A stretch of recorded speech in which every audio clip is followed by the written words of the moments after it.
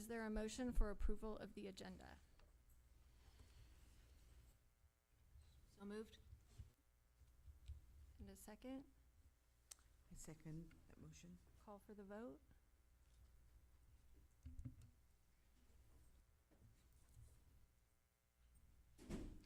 Mrs. Rohrbeck, I'm an aye.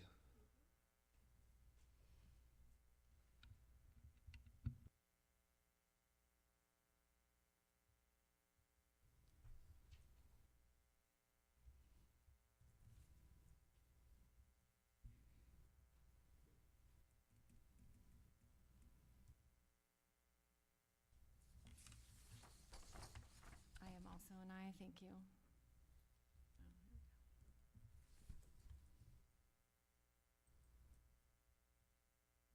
Okay, that carries 5-0.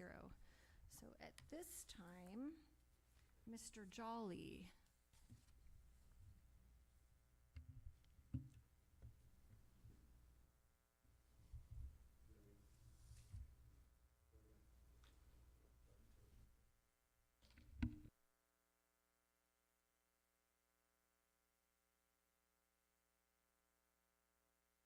Sorry. Thank you, guys. Good evening, President Ham and School Board, Superintendent Peterson, Cabinet, and Ms. Rohrbeck. It's my pleasure tonight to start with a showcase for Livingston High School. We are showcasing the pride of Livingston, and I will start by introducing two of our amazing students who are leaders. All right, we have Diego Vera, who is our Band Council President, and Lucero Bonilla, who is our Vice President. And I will pass the baton. Are you cooking?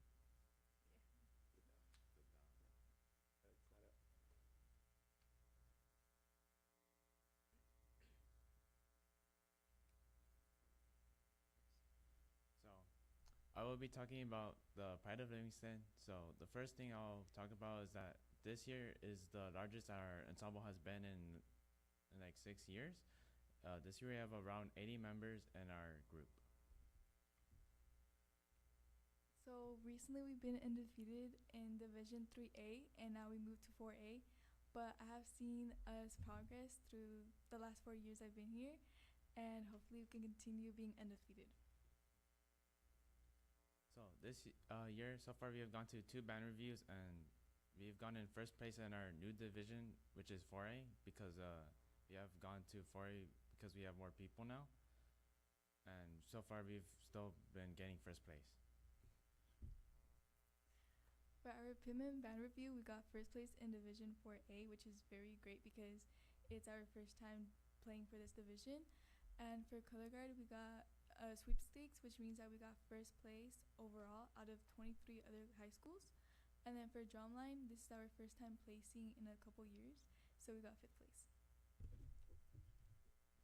And then at the Delta band review, we got first place again in 4A, and then color guard got first place in our division, and then our drum major got 4th place in our division, and then drumline got 3rd in our division and 4th overall.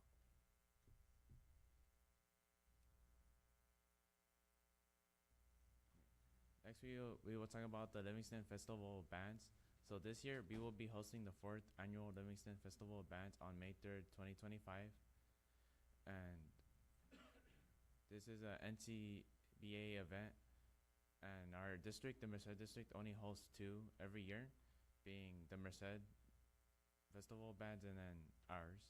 And ours is the only one during spring. For the Livingston Festival of Bands, we do the 4 C's, which is collaboration, communication, creativity, and critical thinking. So the way we do this is that we get volunteers, and then the students, we all communicate together. The time could be stressful, but it's just that we work together to plan and hold the event. And then we do a lot of planning, and there's like last minute things going on, but we end up doing it all together. So now I'll be talking about some ways that band has helped me improve in the 4 C's, being collaboration, communication, creativity, and critical thinking.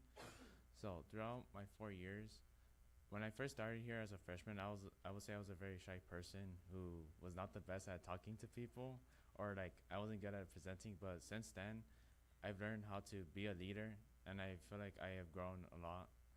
And when it comes to talking to people too, I'm like less nervous, less shy, and I'm more like willing to talk to people and lead. And I've also gotten better at communicating and dealing and planning things out. And then I would say I've also been a better critical thinker. Like I can think about like solutions faster since of like things we've had to do for band. Band taught me how to do time management because my freshman year I wouldn't like juggle my classes good enough. But since I have band, I know that I have to schedule out my schedule throughout the day. And then also with communication, I'm also very shy. So being in band made me open up, and I actually joined drumline this year, my first year. And it just helps me with like making friends because I'm not really good at that either.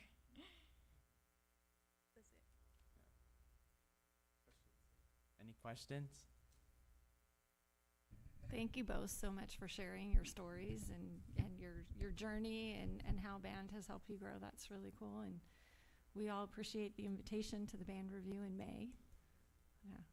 Any questions? Diego is your name, right? Yeah.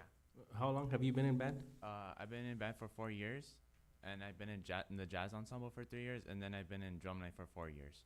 All right, so you're a senior now. Yeah. Awesome. How about you, Lucero, right? I'm a senior. I've done band for 3 years. First year doing drumline, and last year was my first year doing winter percussion. Well, great job, both of you. Thank you. And needs a lot of dedicated effort, so congratulations on your awards and accolades. Well done. Thank you. It seems like you guys are always practicing. I had to run to the restroom, and it was next to the band room, and yeah. We have practice for drumline Tuesdays and Thursdays, and we actually stay after school. We go to the store over there, and we just talk about our days, and then we do practice for 3 hours. And the practice is really helpful because it helps us finalize our music, which helps us place for band. Well, thank you very much, and congratulations on the start of the season. Thank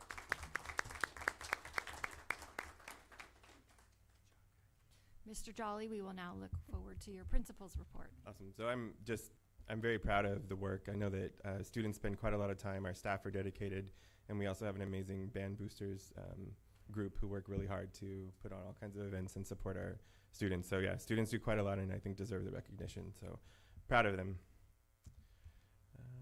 Okay, so just for principal's report tonight, what I wanted to talk about was how we have sort of framed the work in the last few years here as principal, and that we are dedicated to the inflection process, which starts with knowing who you are, so your shared identity, and a shared vision of readiness. And so for us, that's we create, we build, we share.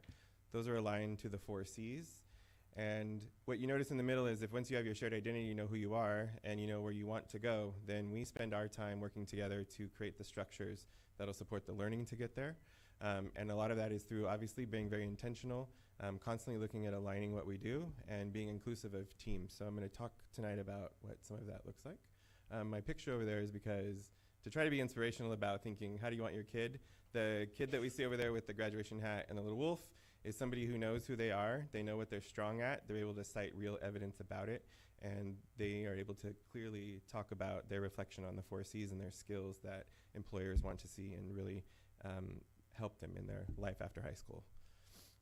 One of the things that's important is, how do we measure something like that? And so really the student portfolio components that you see listed here is the way that we are doing that. Every single class has signature assignments. Those are examples of the key learning in the course. And what makes it a signature assignment is obviously it's key learning for that particular content area, but they also then reflect. And we ask students to reflect on the 4 C's. Maybe they didn't use all 4 C's and that's okay, but they were gonna reflect on those skills consciously and intentionally.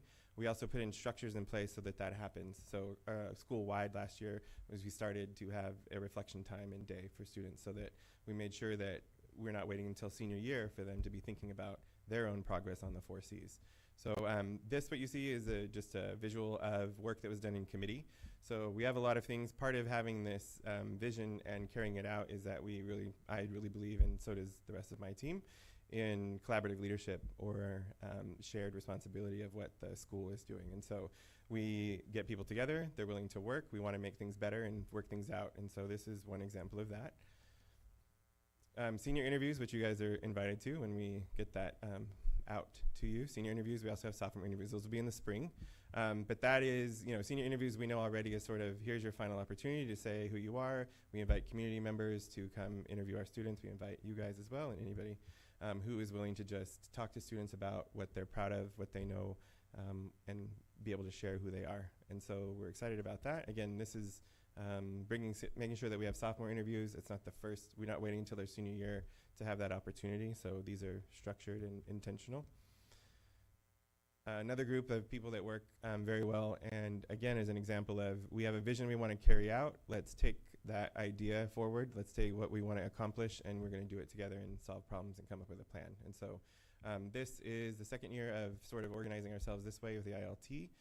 So we have a focus for the different months that you see. The first month, of course, is the OK, but the other things you do to sort of get your class started that makes sense naturally, so like the cell phone policy, culture and climate, sort of relationships building, and then we'll move through the other things. The other part of this is very intentional, is that it's aligned to the 4 Cs. So if we're doing professional development, there should be a link to it. And also, to do the 4 Cs, we need to have deeper learning taking place. And so we're going to be working, that's the ongoing part of DOK2 for us to be able to have students achieve these skills. Our MTSS team is another team on campus. I know it's really small and we can't see, but we met again as well to just sort of organize what are the things that we're doing in tier 1, 2, and 3 for social emotional learning, behavior, academics, and attendance. And what came out of that committee work again too was saying, well, you know what, we realized that our numbers, our data tells us from Panorama that our students don't feel that they're capable of doing everything. Their self-efficacy numbers are not as high as we would like. So we want them to feel confident and also learn the skills to then build up themselves. Part of that, again, is the work through Character Strong. So this year we embedded it. It's baked into the schedule. So again, that's a structural decision that our teachers have accepted. And again, when we work together to come up with solutions to solve a problem, we really get awesome results. So it's been a really great opportunity to see the different staff. All staff are involved. We are also administrators, counselors. Our school psych are also in classes when those lessons are delivered every other week. And it's just been a really awesome opportunity for us. So again, the point of it all is building community, learning skills, so that students are developing those aspects of themselves. And my little note there on me to we is what I was talking about. We want it not to be just one group or a few people. It's we are all doing the same thing. We are all rowing in the same direction in the boat. And then our MTSS team, what they've been working on is implementing different ideas for tier 2 interventions. So we've revamped our IC. It's now the Zen Den. And we have some other kinds of things that we've been doing in there with Mr. Wright and our MTSS team. Something new this year is our EL success managers. So we have done shadowing we did shadowing for about a year and a half, visiting lots of classrooms. We had, again, it was voluntary, teachers that said, you know what, I'm interested in how our English learner students are doing. So let's go observe what's happening in the classroom. So very structured process using a textbook that a book that we all work through. But what we decided was we need to do a little bit more. Our students need to have more contact with us. So our success managers, again, are a group of teachers who are dedicated to meeting with students. The idea is that they're not a counselor, but they're there to be that adult that's going to check in with them regularly, besides the other people who may be checking in with them. But they'll be their dedicated person. We want our long-term English learners to move forward in attendance grades, school participation, and of course reclassification, so that they no longer have to take the ELD class. We've been using NP interviews. We have some actually we'll be starting in the next 2 weeks again, just to sort of hone in more closely on what kind of work we want to do. And then it's been exciting too to be a part of, Mrs. Ballinger actually invited us to see if we wanted to sign up to be a part of the superintendent series at MCOE and Multilingual Learner Network. And so I brought a whole team to do that, and we're excited just working through improvement science with that. So that's been a cool thing for us. And then also, knowing these are board goals and also things we want to do, we notice we need to improve. We've been a little more intentional about having true PLCs, asking the questions that are a part of a PLC, and our math and English groups are kind of going to be piloting that for us this year. So we're excited. I'm excited to see how that goes. Two other things that came out of committee is we were offering Adulting Day every year and Career Day, College and Career Day every year. From feedback just over time with students and looking to see what made sense, the consensus out of committee was that we split our school in half. And so 10th and 12th graders are going to be doing adulting in about a month. And the other half of the school, 9th and 11th graders, will be doing Career and College Day. And so the planning that goes into this then is each teacher who's already in an instructional pack. The whole staff is divided into 4 packs. 2 of them are working on those and 2 are working on the other. And so we're excited too. You guys are welcome to come check that out. So you'll notice that some kids are going to be doing college and career things. Others are going to be doing adulting activities, just learning some nice skills to take into life. And that was my really brief report. I'm sorry. But anyways, we are super excited. This is the centennial class of students at Livingston High School, so 100 years. We do have a centennial celebration this Saturday. Also, Friday is homecoming, so we're super excited about all of that. So it is a big deal. It'd be nice if anybody wants to come by, check it out. We'll have vendors. We have we have many clubs and things going on. Performances. There's a whole day of performances. So 8 to 1 if you guys are interested. And then any questions? What is a PLC? Oh, I'm sorry. Oh yeah, I'm throwing out Education Speak. Thank you for helping. Professional learning community.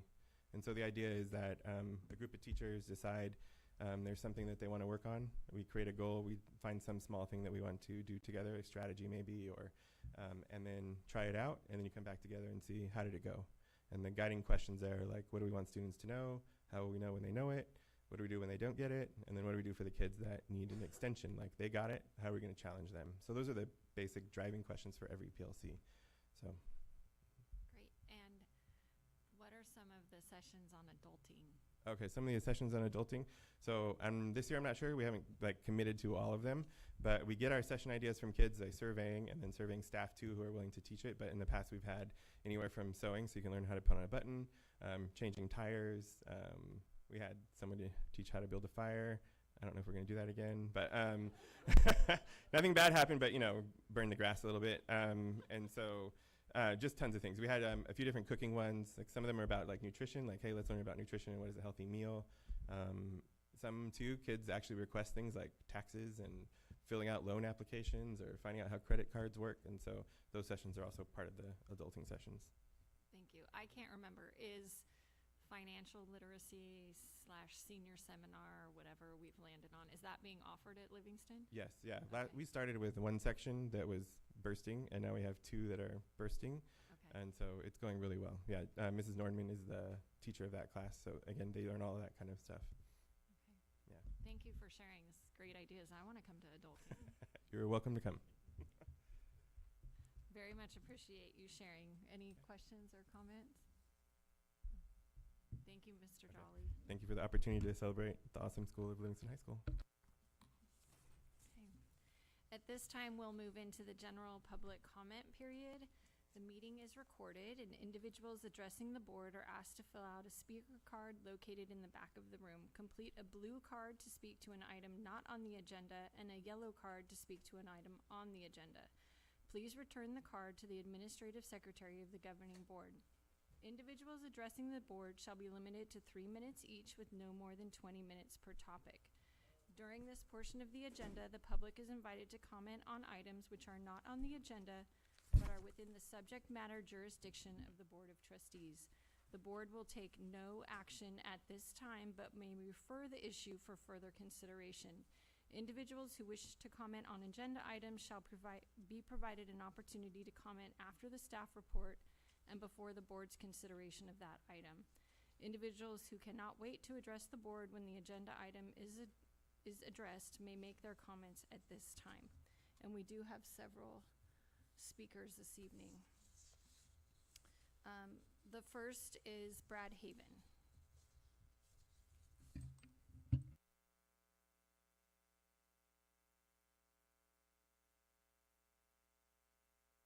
Is that on now? Yeah. Superintendent Peterson, President Ham, all the board members and administration, I want to thank you for your time. I'm Brad Haven, and as I think you know, I'm a school bus driver. It's exciting to hear the kids talk about how band plays a big part of their life, and yet school bus take them to all their events. School buses do a lot with bands, so it's exciting to see. I believe that being a school bus driver has been one of my most important jobs, and yet it's the least paid job I've ever had. I'm not on the negotiating team, and I don't know all the details of why the agreement is not being made. I know the union has proposed a 5-page proposal for changes, which is not acceptable. In my opinion, it's not needed. I also learned, I went to the union meeting last night, I am in the union, and talked with Kelly, and she said they have taken off 4 of the pages and they want to insist on the first page. Well, I've read the first page, which most bus drivers have not, and it is not needed either, and I wish it would be tabled. I have written a petition that circulated among my fellow bus drivers, and over 35 signed it, asking that the negotiating team only work on the salary part of the agreement that we're trying to get through. Getting more bus drivers, getting bus drivers to stay on the job is a matter of pay. And the pay scale, we're way below our neighboring districts. Thanks to Dr. Weimer, he shared some of the negotiations that's been going on, because we didn't know what was going on. We had no idea that anything was going on. And so we're seeing some things there. But the union says they are insisting on this page 1, and it is not needed. It should be tabled, it should be eliminated, and we should deal with just the finances. Superintendent Peterson, I believe that you are sympathetic to what we need and that the pay scale would change. I appeal to all the board members and administration here, if you would influence the negotiating team in any way possible, I would appreciate it. It is very important, and I thank you. Thank you, Mr. Haven. Becky Drum.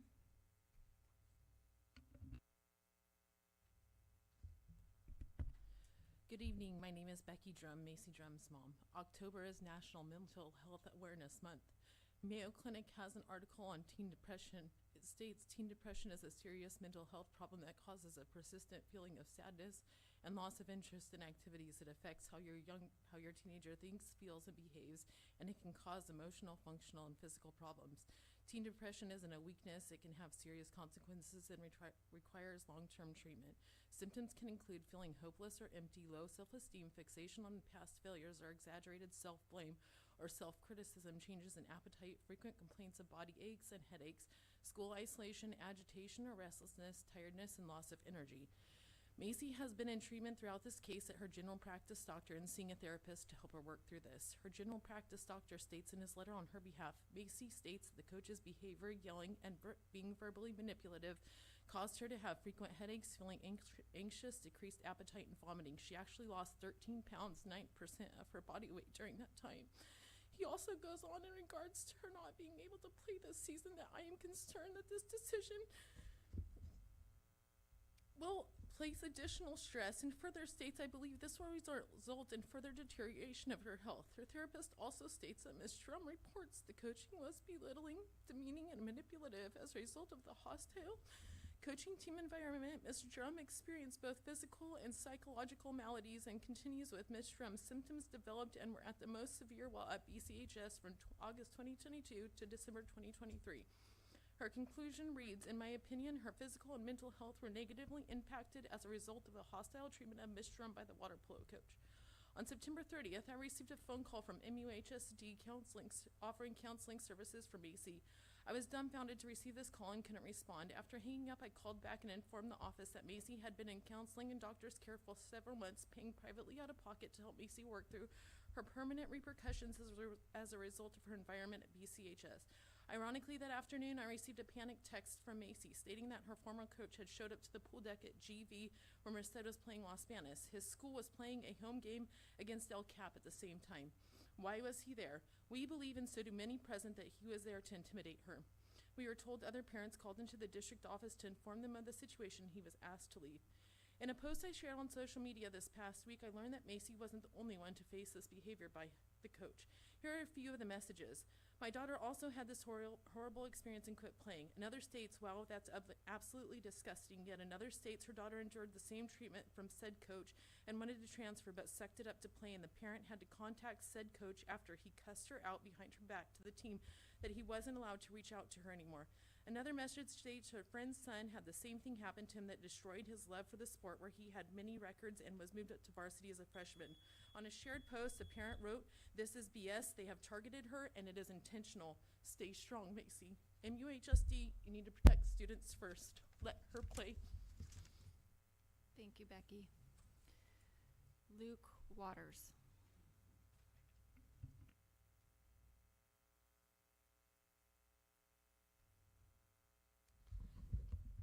Superintendent Peterson, President Ham, to all the honorable board members and district staff, thank you for your time and allowing me to speak to you. On June 27, 2018, Janus versus AFSCME ruled that compulsive membership to a public school union was unconstitutional. Before that, a classified employee had very little recourse for underrepresentation, negligence, or retaliation by their union. Today, a member can withdraw from the union. However, while saving monthly dues, they still remain vulnerable to retaliation and a hostile work environment created by the union. The CSEA 252 contract with the district offers a pathway for employees who have a grievance against the district or a staff member. However, unfortunately, those mechanisms are not available to either union or non-union members who are slandered, harassed, or retaliated against by union leadership. I'm here today because not only has the union continued their ongoing propaganda campaign against me, they have expanded this campaign towards the transportation department as a whole. Just so that you know, a side note, page 1 that Brad mentioned is my job. I have been the trip coordinator for 7.5 years, and we've done everything to make it transparent and fair.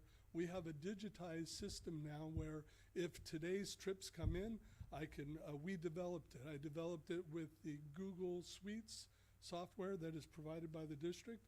I can paste in all of today's new trips that came in throughout the district, and within, say if there's 15 trips, then within 15 minutes, every one of our drivers will receive an email telling them about that trip. On that email, there's a link to take them to a Google Sheet where they can digitally sign up for their trip, and then we can print out trip sheets. So our drivers, they know every day all the new trips coming in, and they're not inconvenienced. They can sign up.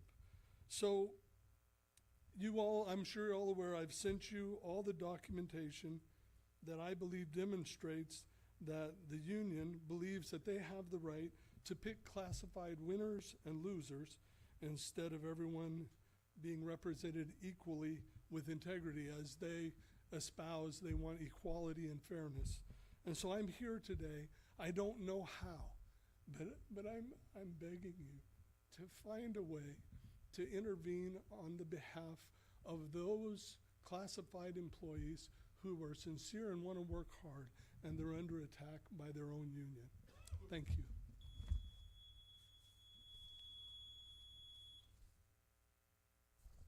Thank you.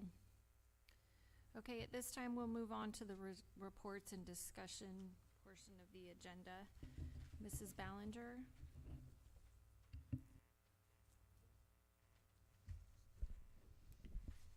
Good evening, Board President Ham and the rest of the board and our guests.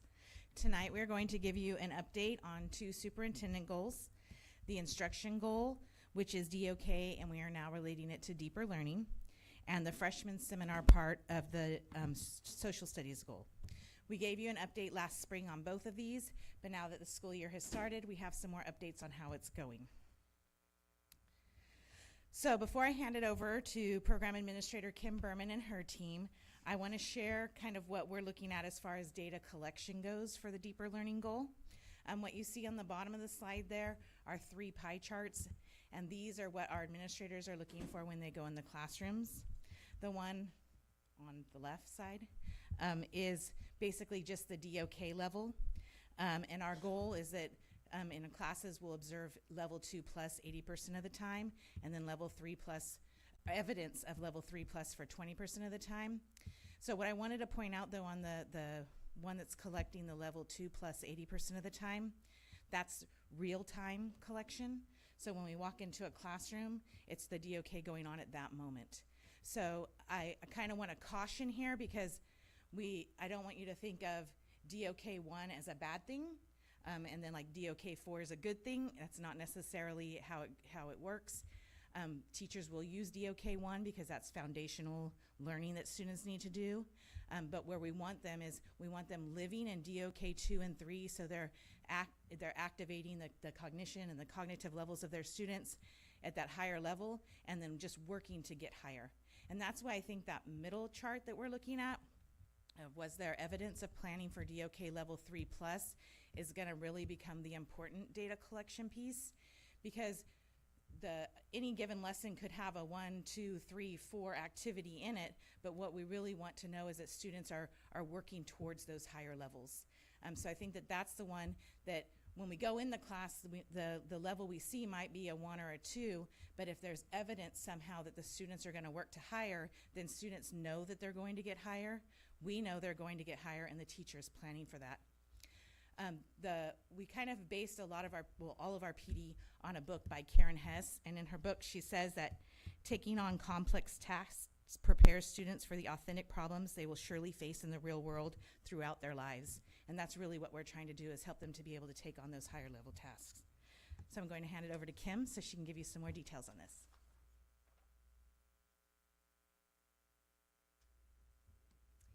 Good evening, Board President Ham, board members, Superintendent Peterson, Cabinet, and Mrs. Rohrbach. When we provided an update around deeper learning last spring, it was in the planning phases, and now those plans have been executed. And so this poster, we hope, has already become, and becomes even more so, a recognizable feature across the district, as it is a representation of the deeper learning work and a reminder for students, teachers, and staff, and really anyone who's on a campus and in a classroom throughout the district. It's a reminder of that metric that we use, like Mrs. Bellinger talked about. DOK is the measurement we use for the level of rigor. And the more rigorous cognition and tasks that we're engaging students in, the better off for them. So again, these posters are everywhere, even in most offices. And so I think that's a cool thing, because parents may be able to see them, and it might inspire some questions as well. This kind of refers to what I was talking about with the plan. These 3 bullet points encompass the trainings that have taken place over the course of the past few months, basically since school began. And those trainings involve administrators, and then they involve all certificated staff. And some of those are still taking place, as the end of the quarter is next Friday the 18th. And so not all sites have finished this work, but they have worked with their administrators. They have provided their staff a full introduction before school even began. And then that introduction was followed up with a half-day training. We thank all of the sites for making these logistics happen, as training every teacher in some capacity. Some sites had to be creative with how they executed that, but training every teacher is challenging, and they made it happen. And so every teacher, we're proud to say, has received the same message, the same information, been provided the same resources. I asked the instructional coaches who were part of the team, along with the induction mentors, supported by librarians. They were the ones who really created this consistent professional development that was presented to staff. They are also the ones who facilitated it on each of their campuses. I did ask them for Some feedback. Unfortunately, they were not able to attend, but they did provide some here, as you can see in these bullet points. There was a lot of collaborative. I really liked the word generative. There was a lot of discussion that perhaps hadn't been had prior to. The consistency, again, and the fact that the PD was delivered by their own instructional coach on their own school site, I think many appreciated. There was a lot of calibration that happened, and we don't always have a lot of time to do that, but there's a lot of power in calibration, working with your peers and examining something, a scenario, a lesson, a task that we provide students, and kind of talking about what level do we think this is? How much rigor is this task eliciting from a student? And is there any way that we can level it up and increase that rigor? So there's a few pieces of feedback on here from some teachers. Overwhelmingly positive reception. Instructional coaches shared that teachers have also asked for some more examples. Totally understandable, especially when you get into the higher levels of DOK. It's sometimes easy to say that, but again, in execution, it's more difficult to do that. You might need some examples and some practice and some planning time. Teachers have also asked for more time to collaborate. So those are pieces that we can continue to consider as we're working through the next steps. In addition, we have a teacher tonight who's here to share with you how this work has impacted her and her students and in the classroom, and she's the boots on the ground, and so I want to turn it over to her so you can hear how it's gone. Hi, I'm Lauren Leonardo. I work at Golden Valley High School, and I'm a special education teacher. We had the deeper learning training about 2 weeks ago, and we learned a lot of different strategies that we can throw into our classroom that were easy to implement, diverse, so we can kind of use it in all aspects of our classroom. But the thing that I really liked most about it was that it's student-led. So the teacher sets it up, and then the students just kind of go at it. So what I tried to do in the classroom was replicate what we did in the training. However, I co-teach in a freshman English class, intensive, so they're already very quiet and reserved. They don't really want to speak out in class. And then I also have special education students who, very similar to freshman English, intensive, they don't feel comfortable speaking out in classes. So two of the strategies that I really liked at the training were the barometer and the jigsaw. And I thought of ways that I can implement this in not only my freshman English co-teaching classes, but also my special education classes that would engage them in some sort of discussion. So I centered the statements for the barometer activity around the books that we were going to be talking about in our English class as well as our special education class. And it went from a DOK 1, which is just your opinion.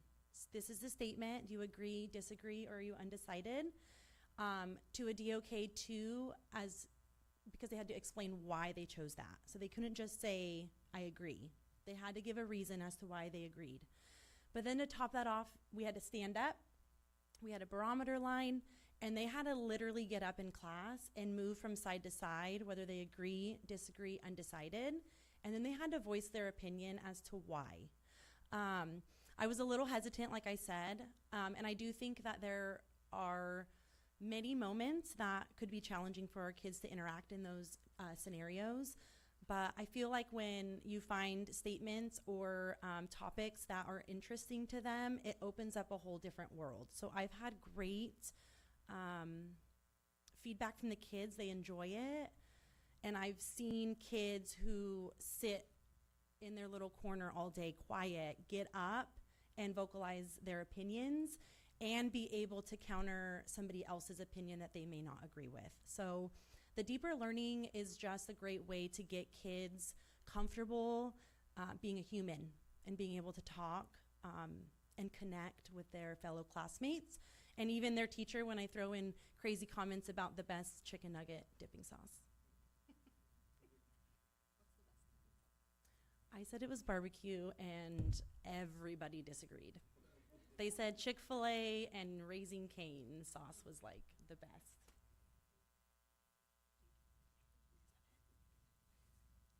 thank you to Lauren. And before we move on to the freshman seminar, were there any questions, especially anything that Lauren couldn't answer? Well, okay, thank you very much. We'll move on to the freshman seminar. So this is the superintendent goal, as we all know. The goal was to collaborate around developing curriculum and then implementing that. So similarly to the deeper learning goal, when we updated you last in the spring, it was a plan, and now that plan has been executed. So what you see here is a screenshot from the Canvas course that Erica Carty built. This is a great graphic and an introduction that really shows the course components of freshman seminar. I spoke with you last spring about how we formed a committee. Thought that that would be a small committee, and it was a very large committee. Because all of these components, they encompass so many different departments and so many different people and so many different topics. And so we had a really wonderful committee come together who was comprised of teachers, wonderful teachers with lots of experience who were eager to revise this course. Counselors, we had instructional coaches and mentors, we had librarians, we had administrators, we had district office staff. A lot of people came together because we're calling this course really a revision. It's certainly not from scratch. Teachers who have been teaching freshman seminar for some time, a lot of these pieces look familiar, but we tried to bring some consistency to it by establishing what we want to consider the core or essential components. So some of these that might not have been as set in stone prior to would be the financial literacy, the media literacy, and then we've done a lot of career and industry exploration throughout freshman seminar, but there is a college component in making sure that there's a balance there too of exploration opportunities for students. In addition, at the 9th grade level, many sites are implementing Character Strong in this class. Not all sites, some have a different format that they're using, but overall this gives you a good comprehensive view of how this course looks. We provided a training. There were actually a few opportunities. One started in Summer Institute for those who wanted to get a head start, and then those who were not able to attend came in August, and we all just met together. Multiple people kind of presented and helped to facilitate that training. For example, we have our teacher librarians who created, Tara Woodall from Golden Valley created the media literacy lessons and really was there to actually show the teachers that work, and then they were able to ask her directly. Amy Pellisier, Jeanette McCauley, Tiffany Gong with College and Career, they were really there to help with a lot of the CTE and industry aspects in addition to the California Colleges platform. So lots of people involved. I really don't want to leave anyone out, but that was a really productive day. I think that we got a lot done.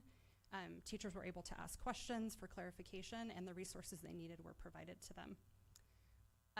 Lastly, one cool thing as well about the freshman seminar course that's consistent across all sites in this fall implementation is, in addition to the industry sector exploration, all sites have put together something, a workable plan that logistically works for their site, their teachers, their staff.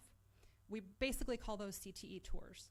So some sites were already engaging in that work, and it looks a little different, but it is now, there is a plan developed for every site, and that is a collaboration of the CTE teachers and the freshman seminar teachers, providing the opportunity for students to see the facilities, to see the artifacts, that are involved with different pathways, and to really get more of a bird's eye view, as opposed to sort of just learning about it passively within the classroom, so they're able to actively learn about it. And I would like to turn it over now to a wonderful teacher who was part of our freshman seminar committee with lots of experience. I know that you would, I'm sure, much rather hear how it actually looks in the classroom, so thank you. Hello, everybody. I can't remember all the titles right now. I'm so sorry. I'm exhausted. But hello, everybody. Yeah, so actually Kim covered it really well. I think it's starting off pretty well. Some of the feedback we had even heard before when new teachers would come in and it wasn't consistent, so teachers were really lost. And I would share, everything with them, and some teachers would use it, not, and I just kept saying we need to solidify this. So even if it's some things I didn't do before, doing it now It's great. I'm so excited to have the CTE tours. Always wanted the CTE tours, and I don't mean to speak ill of anybody, but sometimes admin would go, well, just get them to do it. And I was like, but I'm not their boss. So to have the support from everybody above is very, very helpful. And the kids, we're doing ours next week, so the kids seem really excited. And with that collaboration, which I believe should happen throughout the district often, found out about the financial literacy. The guy who does that, Esteban, is fabulous. He's better than me in teaching half the things. I mean, natural born teacher. And so we've just been able to be consistent. Everybody's, I wouldn't say we're all doing the same thing yet. That's why we'll come back together in December. And then we'll see how everything worked out, who had strengths, who needs some help with some of the weaknesses, because I already know what I need help with. And just having that support. And Kim's being very kind to everybody else, but it was Kim making sure every ask I asked, she made sure it happened. I think we need this support. She's like, okay, can you and Erica help with this? Yes. Tara shows up. Can you do this? Yes. And so it was really just, their team was it's the most supportive I've felt in a very long time, because curriculum's not my jam at all. So it was really, really great. So I don't think I have anything else. Like I said, she covered a lot. I think it'll be, again, getting the feedback in December and how everybody felt about it. But I think it's going well so far. I haven't gotten as many requests like I used to get at this point in the year, so that tells me that probably people are feeling supported because they have what Erica put together with all our information. So that's about it. Does anyone have any questions?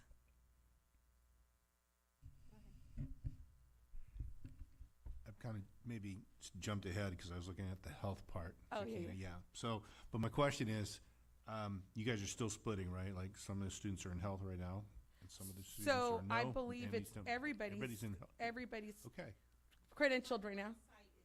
Oh, GV. Yeah.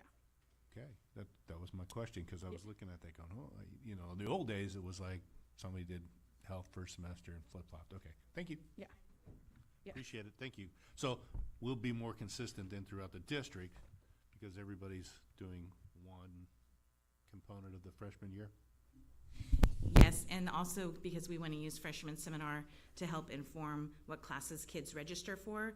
We want them to take it first semester, so then they have all that experience when it comes registration time. Yeah, 'cause we're looking at it in October, I'm assuming still, yeah? More like they start talking about it in November, and then they register early January. Yeah, so on our campus, November 9th is when they'll do the career or for classes exploration to see what they want to take for the next year. Awesome, thank you.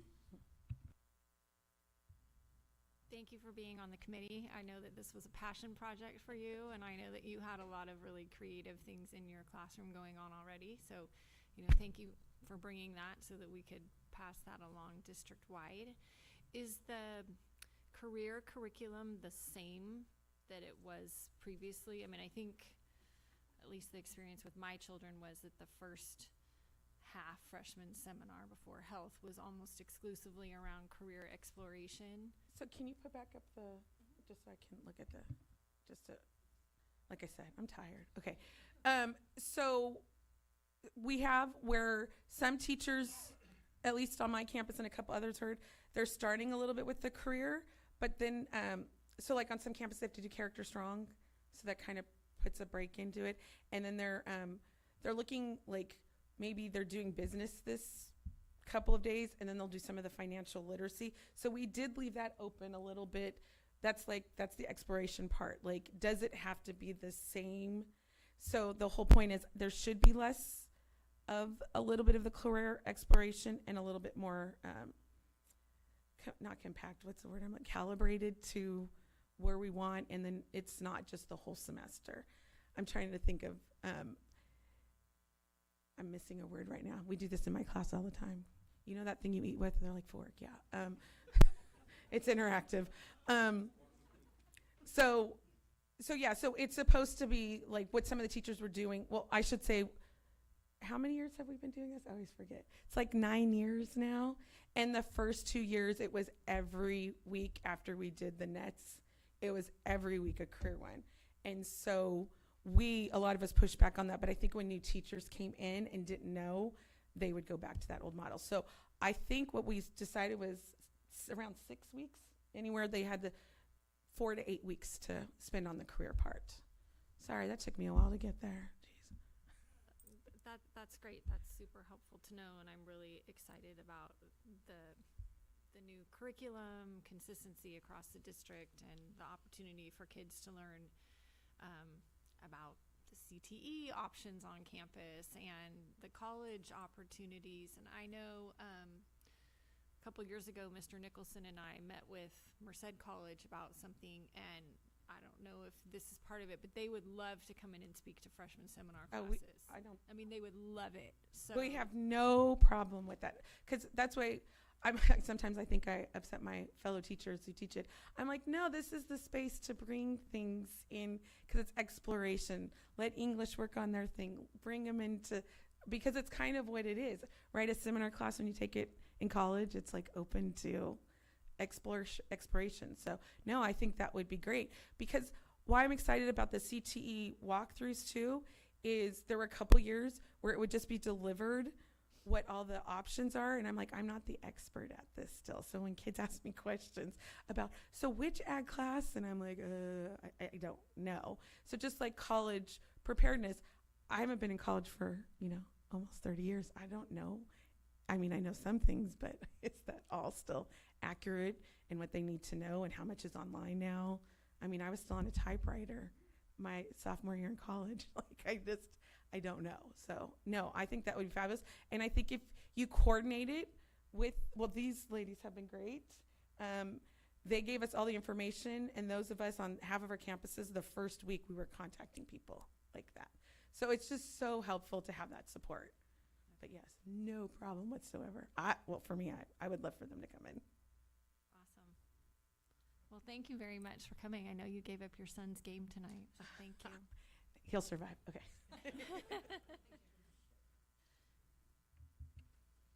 Okay, the last piece, as Mr. Coleman referred to here, is just to update you on the health portion. We talk about so much in freshman seminar, it seems like it's the full year, but it's not. Teachers are doing all of this in just a few short months. So Erica Carty has been working a lot on the health piece, and so she's going to talk about this part.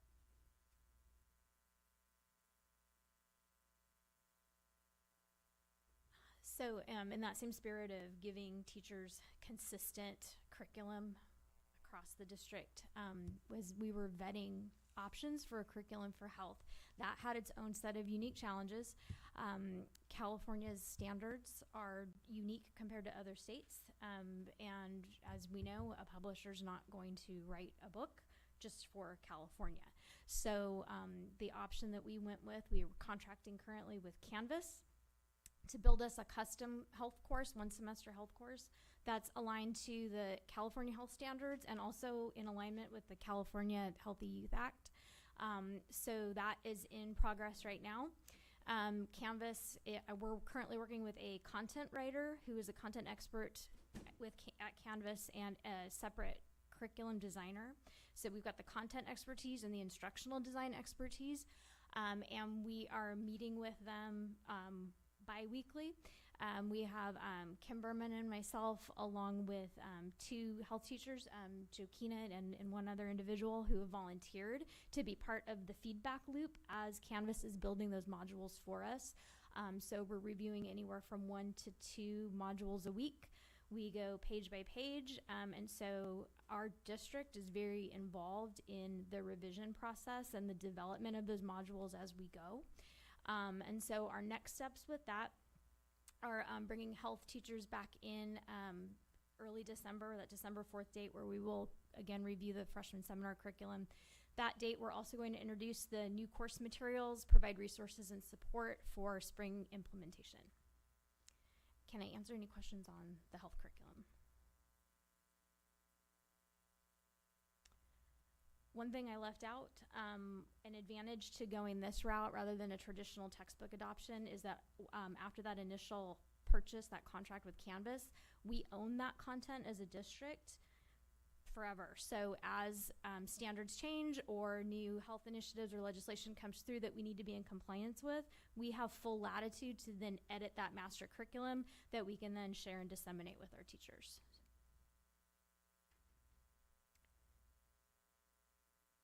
I'm very fond of that method. I got scared when you turned your microphone on. Whew. So if there aren't any other questions, I thank you guys for your time. Thank you, Erica. Dr. Weimer must have been your mentor or boss or something.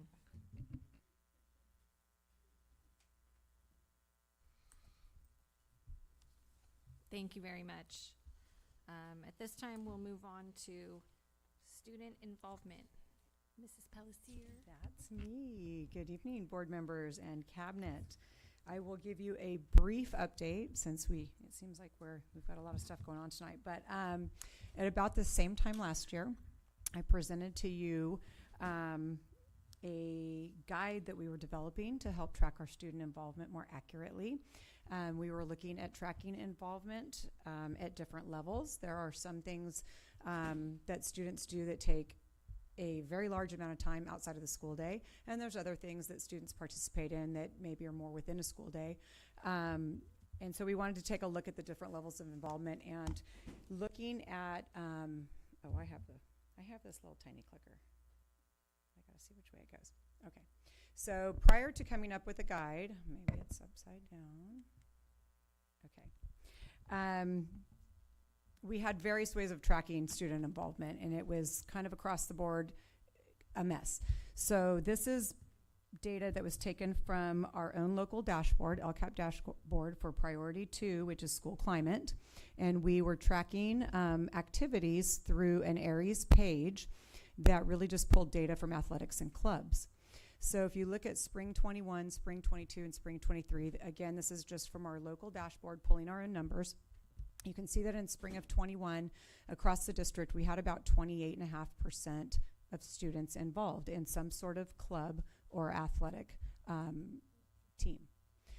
If you look at the different school sites, it's kind of all over the place, but they're all hovering around 30%. In spring of 22, not sure what happened with Atwater High School. They started tracking something a little bit differently, and they jumped up to 68% of involvement in athletics and activities.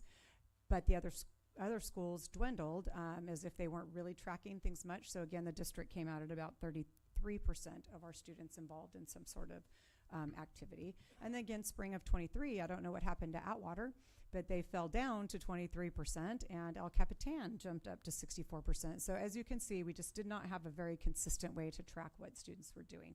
We weren't sure what sites were entering what information, so we thought that it was important to create a guide for them so that we could track things more accurately across our sites and to see really what our students are participating in. So in the fall of 2023, this was last year, we created a tiered system, and I'm going to have Miguel jump into that real quick. And we highlighted different activities that were at different levels of involvement. So up at the very top, level 1 involvement, if you look at our athletics, performing arts, and decathlon, we considered those activities that were high level of involvement. A lot of time and effort go into all of those. So we're talking about the band, the choir, theater, athletics. A lot of time and effort, as we talked about with the band earlier tonight. They're practicing at all hours of the day. Our athletic teams are putting in a lot of time and effort. So we track those with a level 9, which means it's highly involved. If you jump down a little bit, we had CTE activities. These are relatively new. These are leadership and competitions that our CTE clubs and CTE students and teachers participate in. And again, these are usually, or they are outside of the school day. They usually take place in the evenings and on weekends. So we're talking about FBLA competitions and our ag competitions and things that our students are traveling to and preparing and putting lots of time and effort into. Jumping down to level 3 involvement, those are our general clubs.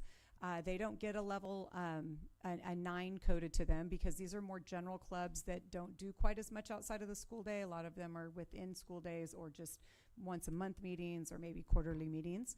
We tracked level 4 involvement of assets, and that's our students who attend our after school programs. We also built in a system for tracking community service and awards, not mandatory, but recommended. All of these activities get coded in one place in Aries, and it's all very specific how they are to be coded. We brought our IT manager on board, Clara Lopez. She's been fantastic with this in terms of consistency and getting the information into Aries. So if you scroll back up, Mike, for me, please. All of the activities that you see in green are uploaded by Clara Lopez, not by the site. So we didn't want to make this extremely burdensome to our sites, and it's a lot of activities to be uploaded, and it's constantly changing. Our athletic seasons are changing, our activities are changing. So anything that you see in green on this list, Clara is able to upload automatically based on course numbers. So if a student is in leadership, she takes all students in leadership across the district and she uploads their event and what that activity or involvement level is. Same thing with band, theater, choir, jazz band, decathlon, yearbook. All of those can be uploaded just based on course numbers. So it's really helped with consistency, and it's taken, like I said, a lot of that load off of the schools. We trained staff. I trained staff at all of the sites.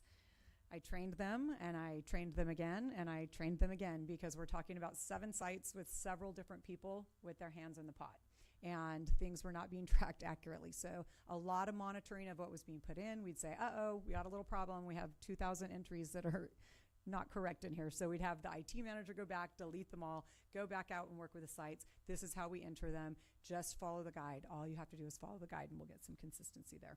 So that took a little bit of time, but I think we are finally there, and I anticipate that we will not find as many errors and be correcting quite as much this go around. So you can, yep, there we go. Oop.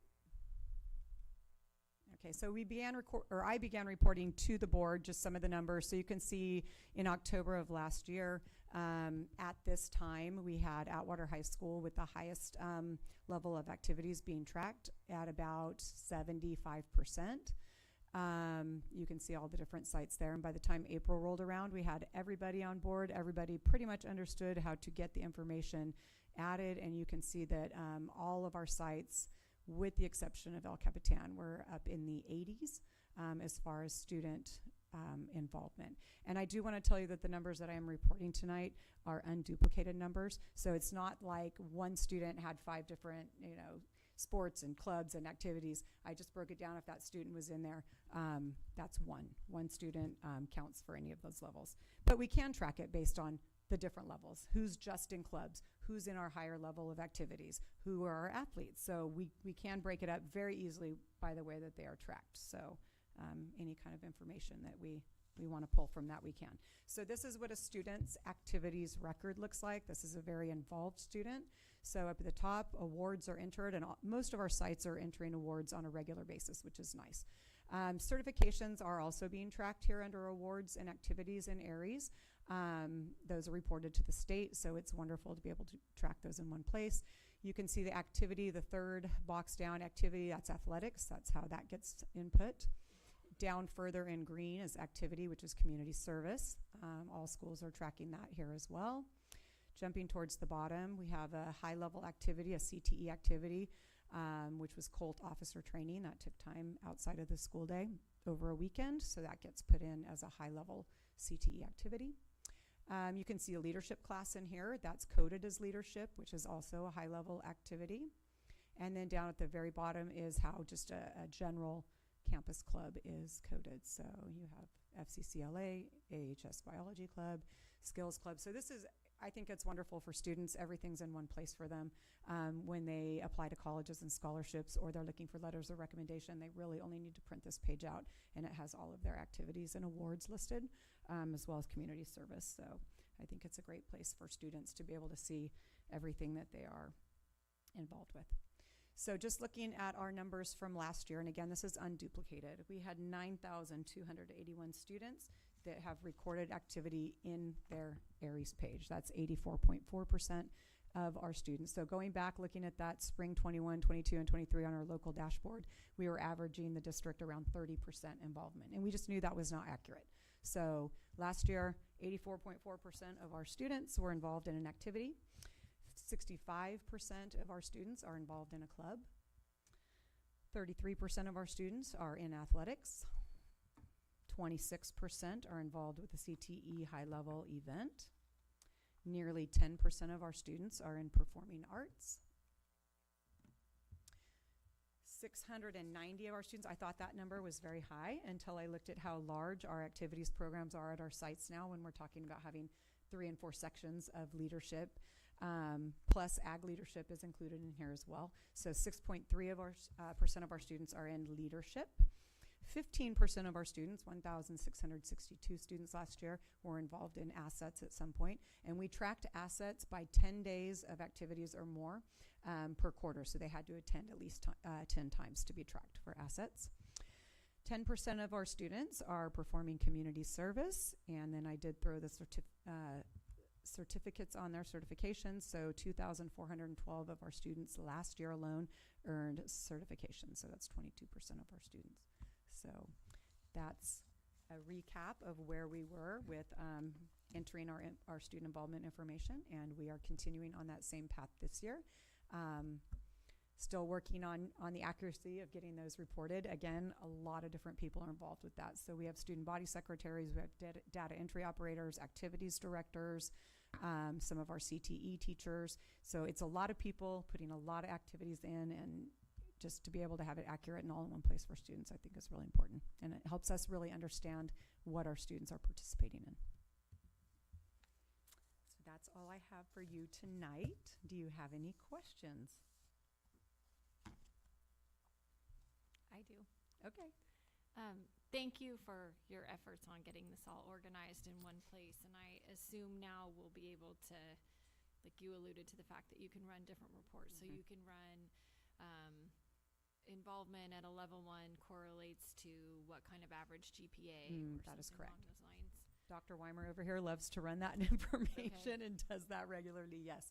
And that's really where this originated, I believe. I wasn't involved at this point, but it was our athletic directors that really wanted to see that level of GPA correlation with athletics. And then we started talking about, well, what about our band students? What about our, the rest of our performing arts students and our students who are heavily involved in CTE activities? And, we can't just look at the athletes. We got to look at everybody who's involved at different levels. So, yes, that information can be pulled. And attendance, as that has become a big issue. I think you right, pulled that is as well, didn't you, Dr. correlated to Weimer? attendance, Yeah. Yeah, and how being active in school increases your attendance percentages, yeah. So then are there goals that we could set across the district or by campus on how to improve these numbers? I mean, we all know that involvement is a key to many, many things. And I felt like we thought a higher percent of kids were involved in athletics pre-COVID than that 33% number. So is the next step how to, now that we know the numbers, now that we have our base level, where do we go from here? Yeah, I hope we're always increasing that. But one of the things that we did talk about last year that I'd like to see the sites work a little bit more on is really focusing on those students that aren't involved yet. Why are they not involved? Who are they? What demographics are they from? And what can we do to get them involved? So I think that's a really good target for our sites, is pulling those numbers of who's not involved and what can we do about that. That's an excellent point. Yeah. Yep. Agreed.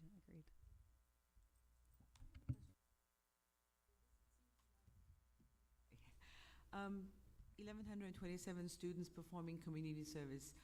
Do you happen to know, is it evenly divided between all 4 years, or are we seeing more I just seniors? pulled community service based on last year. So it's a higher number if you look at all 4 years, but I just pulled the entries for last year's dates. So 'Cause yeah. It seems like a relatively low number of students doing community service. Yeah, and that was just unduplicated students who had some sort of community service listed for that time period. So yes, when we pull those numbers over a 4-year span, I think it looks very different. Because a lot of our seniors are wanting to earn their cords for graduation. And so, yeah. And our students, not that they should do it just for a cord, but are they aware from the time that they're a freshman that they're, if they work towards it, there's a cord? If they start early enough? Because I think sometimes seniors might run out of time to get the 250 hours.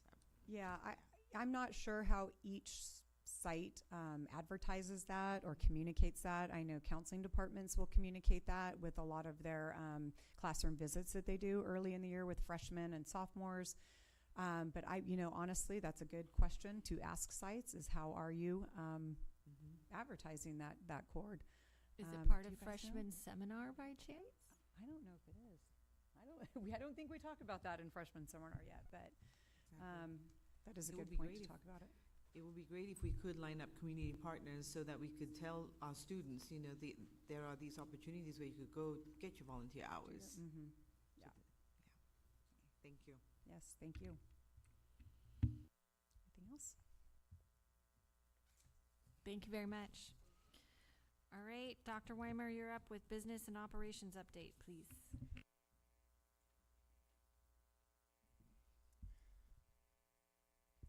Good evening, and I will just warn you real quickly, we are covering a wide variety of topics, so you probably don't want to wait until the end for your questions. Please feel free to interrupt me at any time. Otherwise, you might forget the question that you had. To start off real quickly, just to note that we did have a wide variety of change in our leadership in our business and operations. Anywhere you see blue means they are in a different position or new than they were last year. So that is 5 of the 6 departments that we have listed here. So we do have a new director of purchasing who joined us just a week ago, and that is Rebecca Archer. She replaces Jason Perez. Jason went to TID, Turlock Irrigation District, and we took one of their people back to take our spot.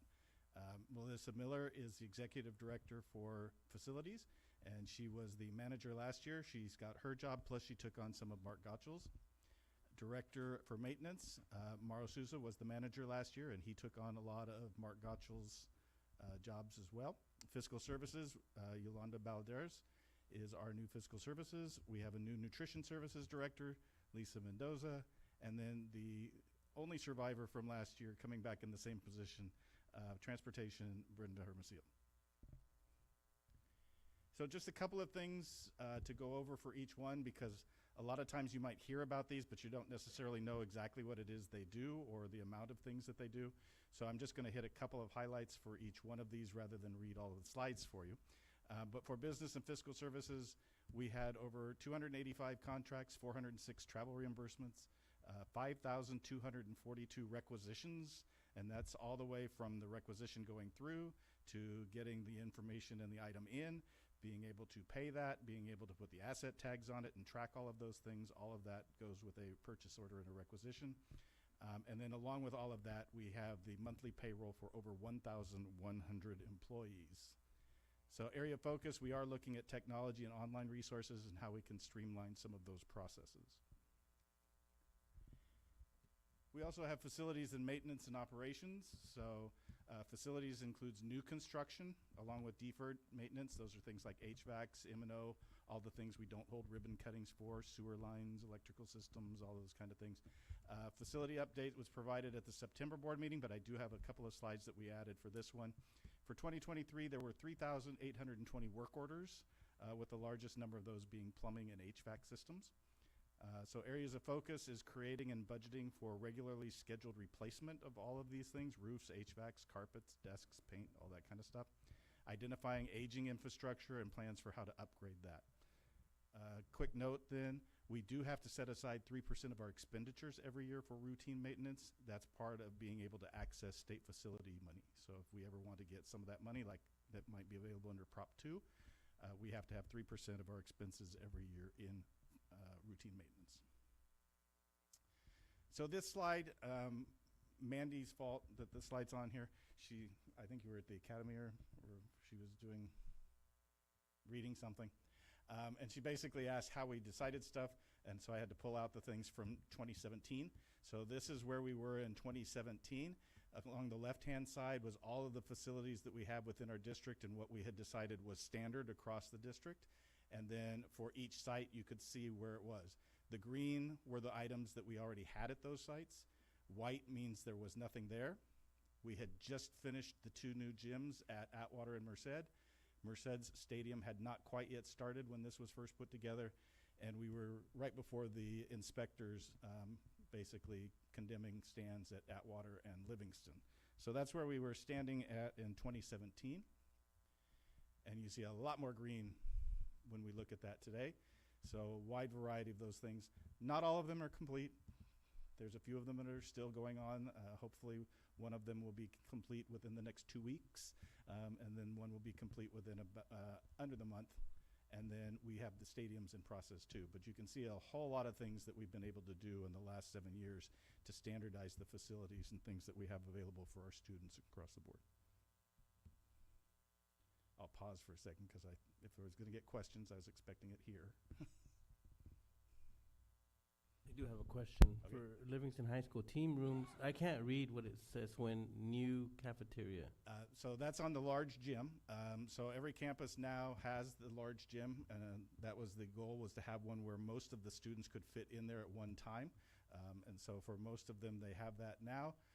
We do have two places, Buhack and Golden Valley, who don't have a second gym for practices. For Livingston, they have the gym that can fit the entire school in it, but the team rooms were never completed. There's a gaping hole in the back. But in the plans for how that would work itself out, those were added then to a cafeteria. So a new cafeteria would go into that open space there, and the team rooms would be on the back of those. So if you look at how the plans were drawn for the 3 phases of Livingston's upgrades, that was phase 2. The classroom building was phase 1. Phase 2, there would be a new cafeteria over there, and those team rooms then wouldn't be attached to the gym. They would be on the back of that cafeteria, which would be right up against the back of the gym. But it wouldn't be attached to the gym? It's a whole lot harder to construct something on a building that's already approved through DSA than to have something that's very close to it with a walkway. And so you would save a lot of effort by having it as a separate one with a connection than to actually try to attach it to an already approved DSA building. But in the plans, when they did the stages, that's how they had decided that they were cutting money at the time to make sure that they could get the gym built with the money that was available under Measure M at that time, and so that was what got cut out of it. And then they didn't intend to attach it later. They actually added it into that cafeteria part as a second phase. And then the theater, and I'm still at Livingston, since we're at Livingston, and of course it's my hometown, but what will, I thought we had talked about doing a theater or band room in the existing cafeteria once the locker rooms and new cafeteria. Yeah, that would be a combination of what would happen in phase 2 and phase 3. When the new cafeteria went over here, there's a lot of plans involving what phase 3 was, everything from connecting this building to the main building over here with an overway and making this all one building. But it also included changing the cafeteria into some type of a theater system or larger meeting room type of a system for band and for those types of activities. And that would be as part of phase 2 at the same time a new cafeteria would go in. Then we make it look again like it was before they tore it down. Yes, kind of. Okay. Next time I'll get one of those pictures out so people can see what that was. There used to be a multi-story little piece right here originally, yeah. Any other questions on this one? When my uncle and my father went to school here. Nutrition services. This one has an interesting goal here, so that's a fun one to look at. But when we look at this, the district receives funding on a per meal basis, so we do get reimbursements from the state. It's not in the general fund. It operates in its own fund. And they are making enough money to cover their expenses now. That was not true many years ago, but that is true now. For 23-24, they served 752,000 breakfasts and 995,000 lunches. And their goal this year is to hit 1 million lunches served. What other districts do we provide lunches or meals to? I knew somebody was going to ask that, and I should have looked it up. I will make sure I get the list for you and put it into the Pulse, but it is smaller programs, some of the Head Start programs, and then some of the, I believe Shelby is one of the ones that we provide for, and some of the smaller programs like that. So how does that funding work? Does the state give us the funding? Or? Yes.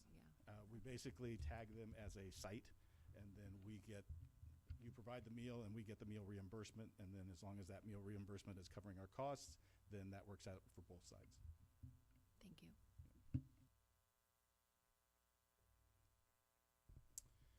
Transportation, we have 39 buses, 4 of which are new, and I'm not sure if the last 2 are in yet, but they're included in that particular one.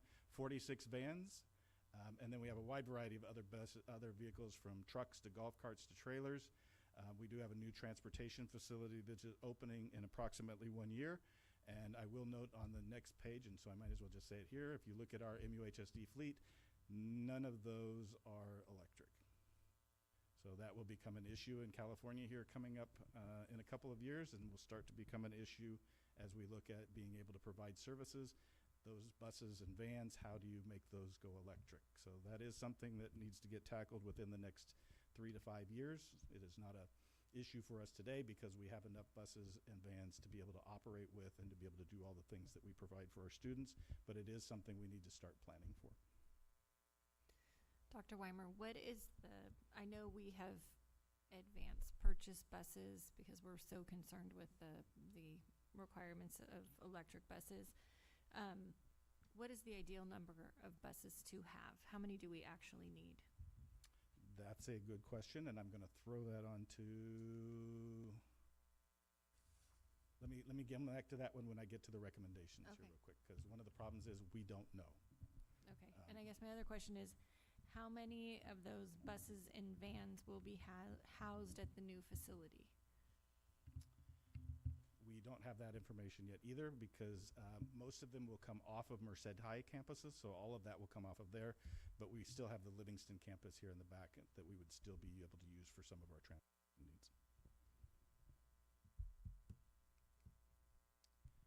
So there's two different parts to transportation. We have our home to school transportation.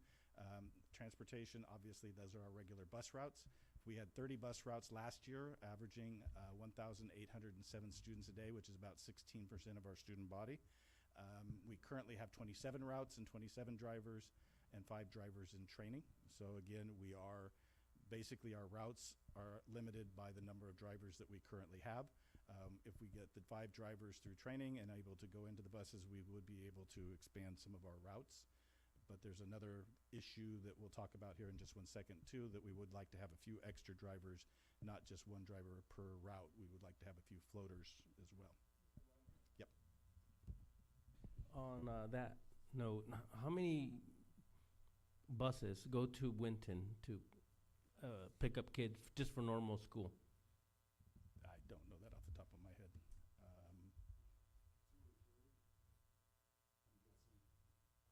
Luke might be able to look that up. Thank you, okay. So there's enough, I guess there's enough for, because there was a concern there a while ago that there wasn't enough transportation to Winton, from Winton to Atwater. We have several issues, and I'll get to it on the next slide here real quickly. Okay. And if I don't get to it, please remind me, but I kind of have it in one spot, so I can kind of address all those. Transportation for co-curricular activities then. We provide transportation for those who have at least 19 students, put their stuff in 30 days in advance. Most trips are outside of the regular hours and rely on volunteers. Most transportation staff, not only our bus drivers, have driver's licenses, so we have others than just the bus drivers who drive extra trips for us. For 23-24, there were 1,445 extra trips. That's average of 8 a day. That doesn't mean they're all outside of the day, so that includes going over to the CTE facilities during the day, could be taking somebody like right now, Atwater and Merced, to alternative sites to practice for water polo and swimming, those types of things. Those are included in those numbers as well. But we did have also 1,655 trips for white fleet vans. So we do a lot of transportation for our students to a wide variety of activities. So the questions were all coming from, well, let me just go ahead and go up here.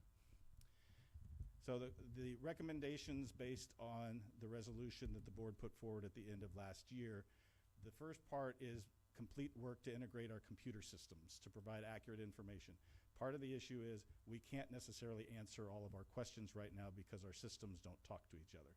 So when we say, can we transport everybody who is 2.5 miles or more away from the school, we don't know. Because right now our systems can't tell you how many students qualify versus how many have signed up. So in other words, the only people right now who are in the system are those who have asked for transportation.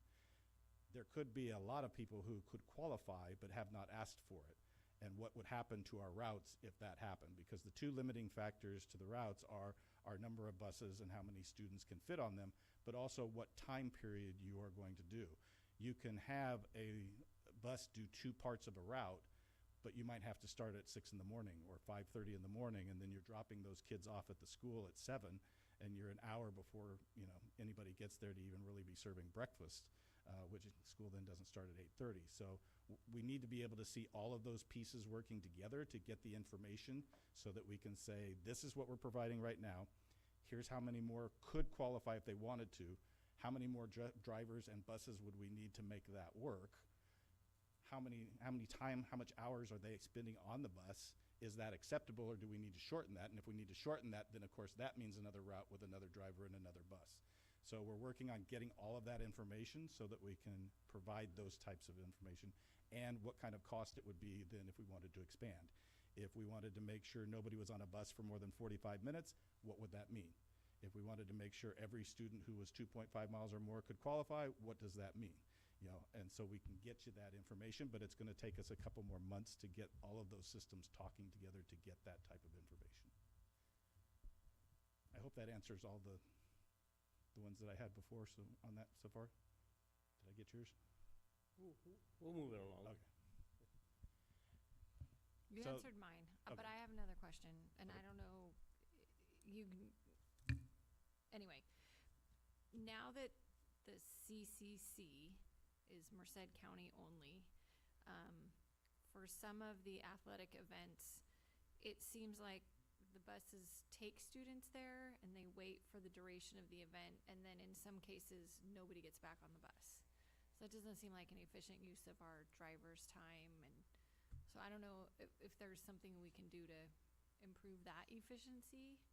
Yeah, a lot of that has to do with there's a couple moving parts that we'd have to keep into mind to know that.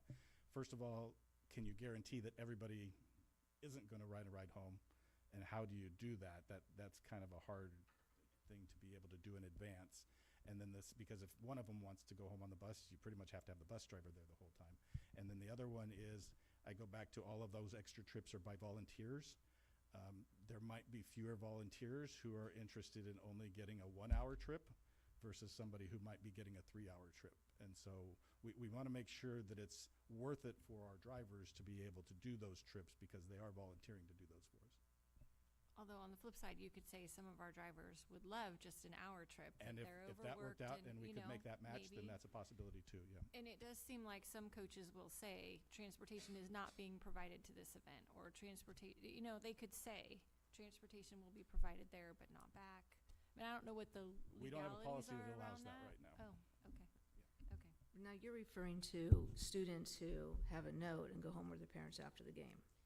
I mean, so. And therefore don't need their transportation home, Yeah, correct? I mean, if you're in Merced and you're going to Golden Valley or El Capitan, chances are you don't even want to ride back to Well, Merced High. it used to be the policy that you had to have advanced notice, written notice to do that, and so you always knew if you had a full bus or not. So now they have a form that they complete at the beginning of the season that gives them permission. Just for list all the every- dates. Yeah. No, for any game. Oh. There's no declaration, right? Yeah, because back in the day, a long, long time ago, when we were in school and Not that long. we didn't want to come back on the bus from Modesto, we had to have a specific note for that specific event. But Right. it's That's also, they get permission to do that, but that doesn't guarantee they're going to do it at every. right, 100%. Right. Let's ask our bus drivers who actually know how that works. Well, as a trip coordinator, I can tell you, there's many times where we have buses, say, going from Atwater to Buhat Colony, and we've already anticipated that the majority of the students are going to go home. And so many times we'll have 2 buses that will transport the students to the location. We already anticipate that there's going to be a reduced number, so 1 bus will remain, and then we'll deviate another bus over to another area. This is the first year where we're experiencing the inter-district competitions. So we're there's many trips outside of sports. There's no limitations on any day. So if anything, it helps us, say like on Fridays, we have a number of other different trips taking place simultaneously. So it frees us up to either shuttle 2 groups, like say with Buhack and Atwater,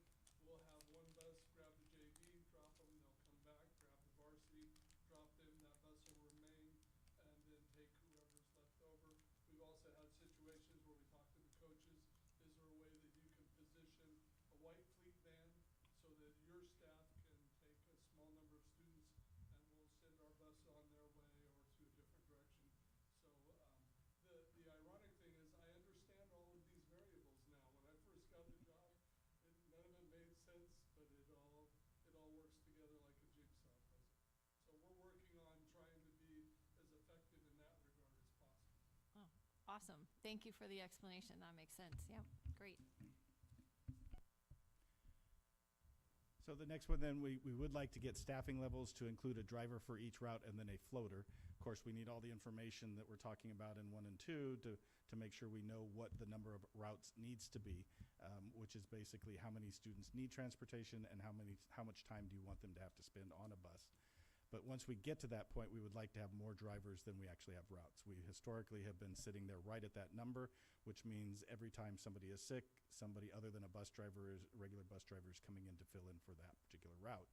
And we didn't look at 3 2-week periods of time throughout the year last year, and the average was that half of the time 3 drivers were gone on any given day for a variety of reasons, which is no different than any of our other staff in any of our other departments. But when you're at a 27 routes and 27 bus drivers, that day that 3 are out causes some issues. And so we need to have more drivers than simply what our routes are for those types of situations. And right now, that means somebody from the office or one of our mechanics or somebody else goes and does those routes. We would like to look at hiring a district operations manager. Transportation is the only department that only has 1 management staff in it.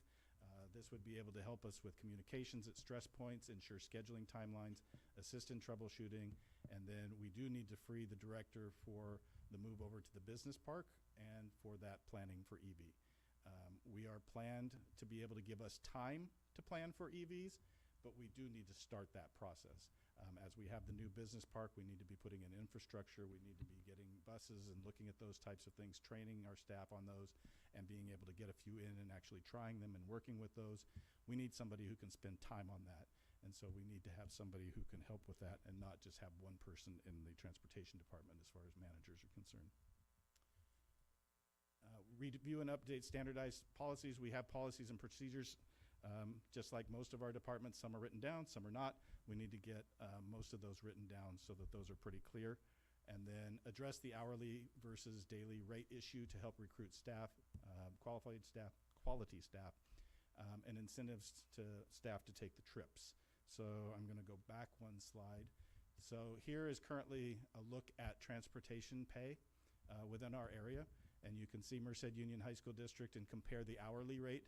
We are one of a few sites. We did this probably, I shouldn't say years because it all runs together for me now. It was probably 15 plus years ago that we went to 8-hour day to try to attract bus drivers, hoping that an 8-hour day would get more people interested, because a 6-hour day doesn't mean you get more time off in the morning or at the afternoon. You get 2 hours off in the middle of your day. And so an 8-hour offering was the ability to be able to pay them more to be there for the entire day. So if you look at the hourly rate, which is what is posted on our EdJoin when we post for drivers, our hourly rate does not look that great compared to the others. You can see the average at the bottom. You can see a variety of them. If you multiply that by the number of hours you work a day, we don't look too bad, but nobody sees that. When we're recruiting people, you don't see how much you get paid for a day. You see how much you get paid for an hour. And that's basically what you look at. Then you can see the columns. You have a lot of people who move to the far end of their column in 5-7 years. We are at the higher end at the 12 to 13 years.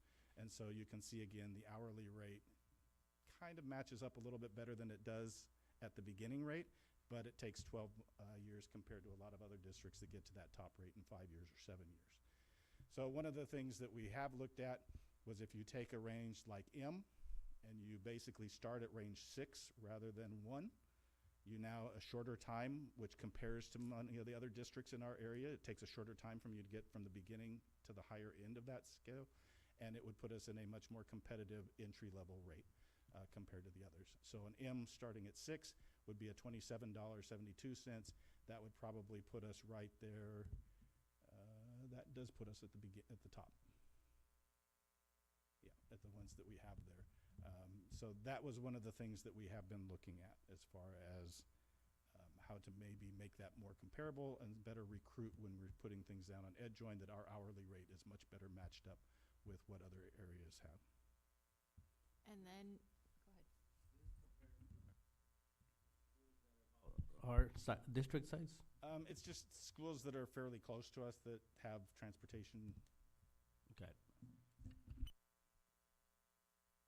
And then are you recommending that the district stay at 8 hours or drop to 6 like the others? No, we would stay at 8 hours. Part of the issue is a lot of those have elementary schools, and a lot of their transportation is in elementary schools, which means a 2-hour window in the middle doesn't necessarily mean that much of a difference for them. We transport a lot of people throughout the day, over to the CTE facilities, over to other campuses, over to East Campus. So we do a lot of things within the day that having a 6-hour window would make that difficult. Got it. Thank you.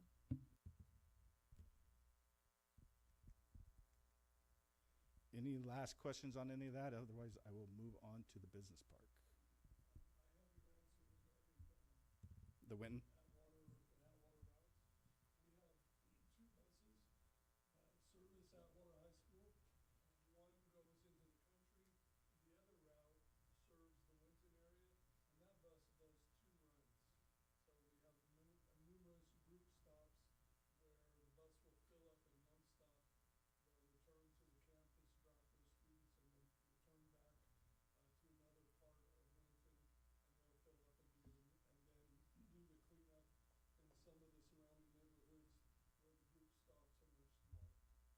Thank you.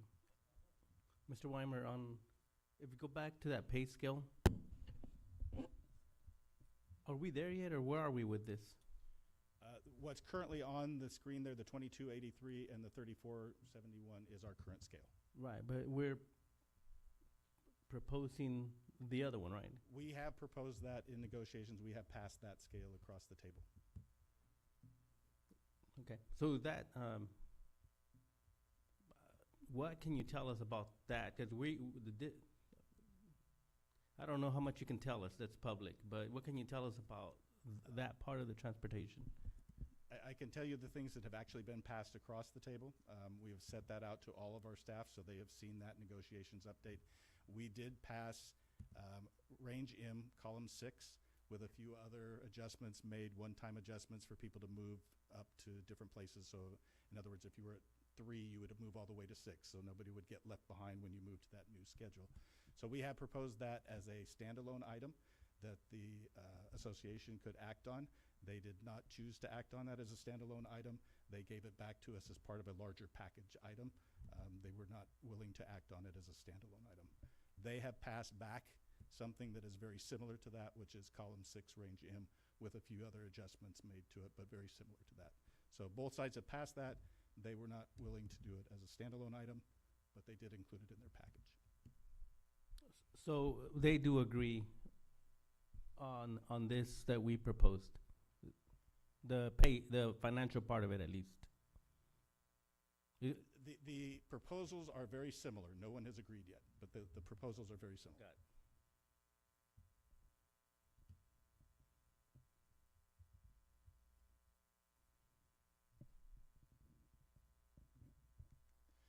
One other thing I will throw out there, just because I know it comes up quite a bit, and nobody likes the answer, but unfortunately right now it is the answer. Part of this is when we talk about whether a bus is crowded or overcrowded or not, we go by the CHP regulations of what the bus legally can hold. It is also very obvious that high school students are larger than elementary students, and 3 to a seat is a very tight fit a lot of times. But that is allowable, and that is the permission that we get from the CHP, is to run at those levels. Would we prefer running at those levels? No. But now we're back to that. We need to know how many people are actually riding, how many can we adjust. If we adjust, does that mean 1 new bus driver and 1 new bus? What does that mean to be able to move to that next level? We're still putting all that information to be able to say, if we wanted to go 2 to a seat, here's how many routes we would need. If we only want to limit it to 1 hour on a bus, here's how many routes we would need. We should have that within a couple of months, but we don't have the data yet because our systems don't talk to each other.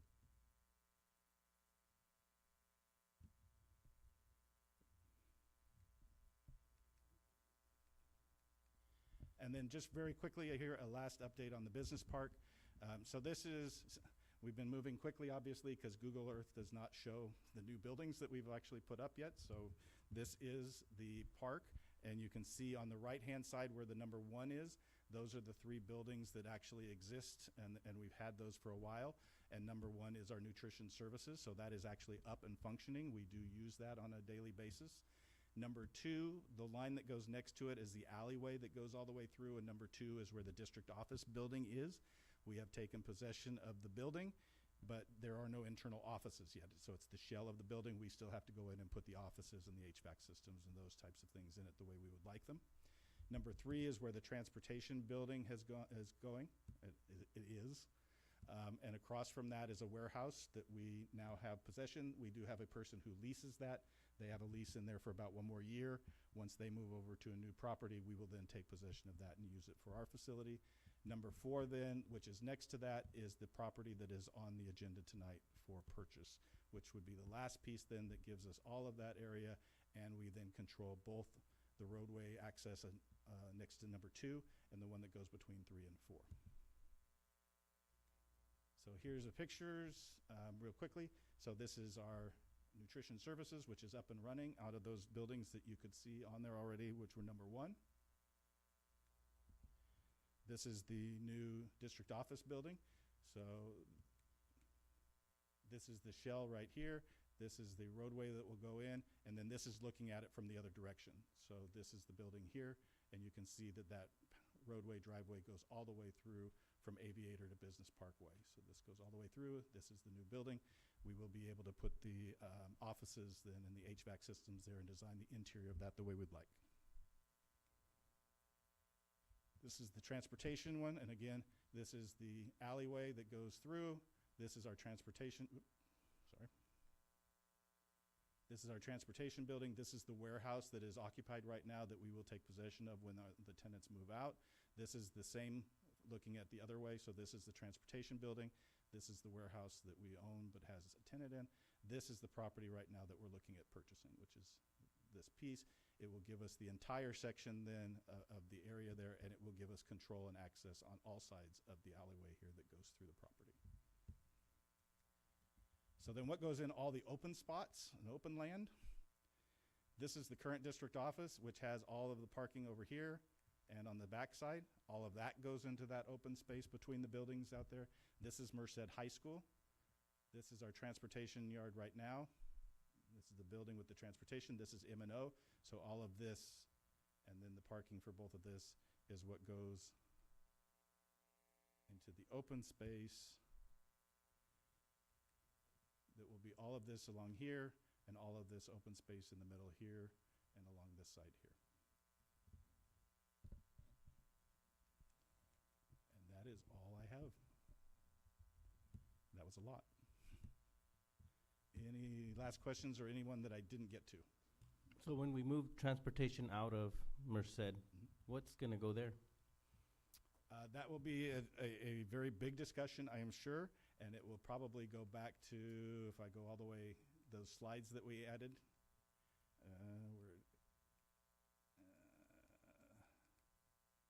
So if we look over here, you have MUHSD High will be the only place that does not have an all-weather track, and part of that is because it was not built in the stadium.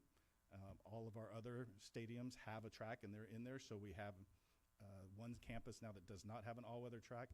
We have a softball diamond that is in the back that doesn't have very good access to it right now, and it doesn't really have facilities. The facilities on the football field are very accessible to the baseball diamond, so we would need to be looking at that part and where the current softball field is and the current soccer fields are, and basically redesign that whole thing on what we want to go in there. How do we want to redesign all of those? And I'm sure Ag is interested in expanding a little bit into that area as well too. So there'll be a complete redesign of that whole, all of those areas to try to address those needs when we get to that point. Thank you very much, Dr. Weimer. All right, we will move along to the Employee Association comment period. Mr. Pust.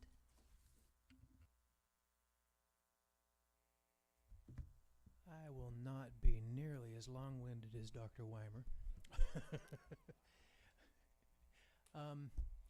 So I have something just like last month to speak about that I'm very passionate about.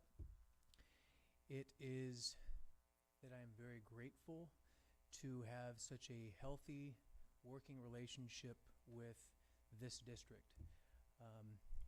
Anytime we bring something forth, we can disagree, but we can come to some sort of consensus that appeases both parties to some extent. At this point, that's all I have to say. And I do want to publicly apologize for last month saying President Pickle. I did mean President Ham. Thank you very much. Thank you, Mr. Pest. And right back at you, we are very grateful for DTA and our ability to work so well together. Thank you.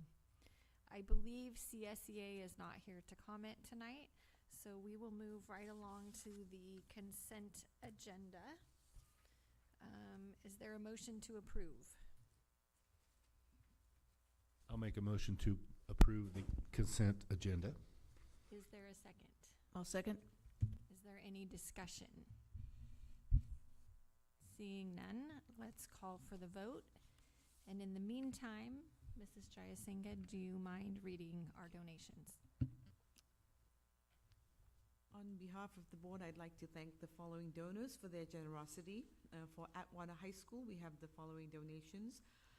David and Eileen Parlow for AHS Leadership, Atwater Rotary towards the Mountain Sports Club, Alan Leslie Casalou for the Michael J. Casalou Leadership in Agriculture Scholarship, Briscoe Enterprises towards FFA, New Olive Market towards boys soccer. And then for Independence Yosemite Sequoia High School, we have a donation from Food Grade Solution towards the Adult Transition Program. And for Livingston High School, we have donations from A.V. Thomas Produce towards the Aquatics Program, Larissa Sherman towards scholarships, and Econo Roofing towards LHS Soccer. Thank you all.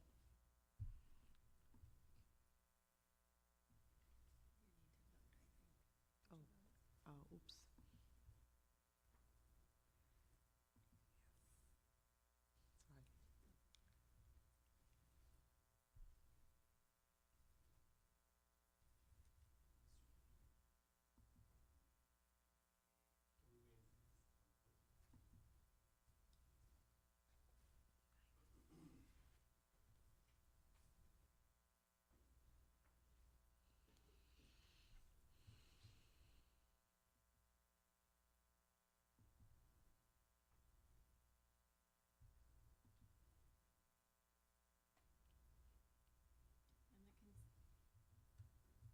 And that passes 5-0. Okay, at this time, we'll move on to the action agenda. Mr. Nicholson will talk to us about the Credential Provisional Internship Permit. Yes, good evening, everybody. I am here tonight seeking approval for a Credential Provisional Internship Permit, also known as a PIP. So trustees must take action on each request for a PIP. The California Commission on Teacher Credentialing requires that PIPs be requested for individuals not fully credentialed in a specific area, but who meet certain criteria. So we needed a temporary teacher at one of our sites for the fall semester, and we are recommending this person listed on the item to take that temporary position, and he qualifies for a PIP. So the superintendent recommends that the Board of Trustees approves the PIP as submitted. Is there a motion to approve the PIP? Make the motion to approve. And I'll second that motion. Wonderful. Any discussion? Call for the vote.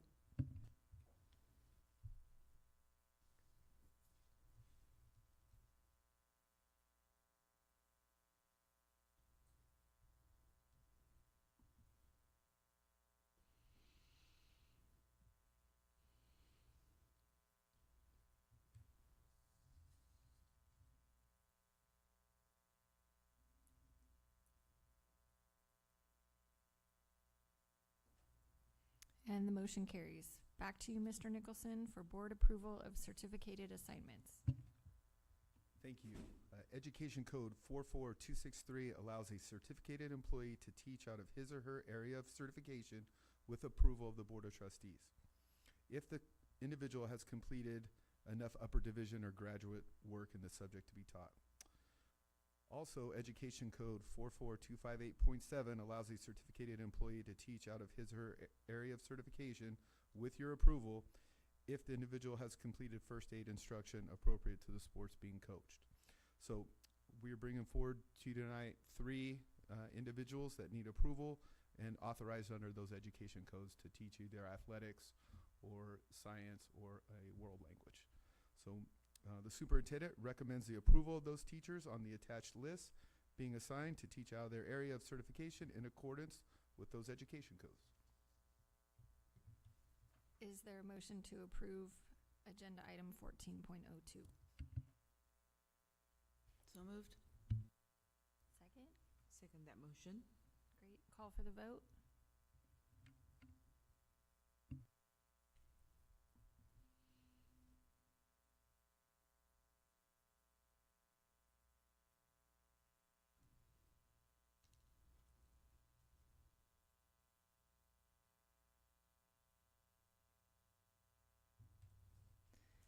And that carries. Now we'll move on to 14.03, also with Mr. Nicholson, the ratification of 3 years of contracts. Yes, the big exciting one tonight. So we are seeking your approval of the 25-26, 26-27, 27-28 school year contract between the Merced Union High School District DTA and the district. The DTA and district negotiators reached a tentative agreement on September 18th, and the tentative agreement was presented to the DTA membership and was ratified on October 1st. So the parties agreed to settle negotiations for those 3 years as follows. Under remuneration, we're going to do an off-schedule bonus of $5,000 spread over 3 years, and then 100% of funded COLA for those 3 years. We also currently have a CT stipend side letter agreement. We're going to form safety committee and form a committee to look at department chairs. And we've also updated a few things on the Schedule B stipend schedule. So the superintendent recommends the Board of Trustees ratify this agreement between the district and the DTA and for 25 through 28. Is there a call for the, I'm sorry, is there a motion to approve the ratification as listed in 14.03? So moved. And a second? I will second that motion. Call for the, any discussion? Call for the vote. No discussion of the question. This offer that we're voting on now, has this been made to CSCA? Yes, it has.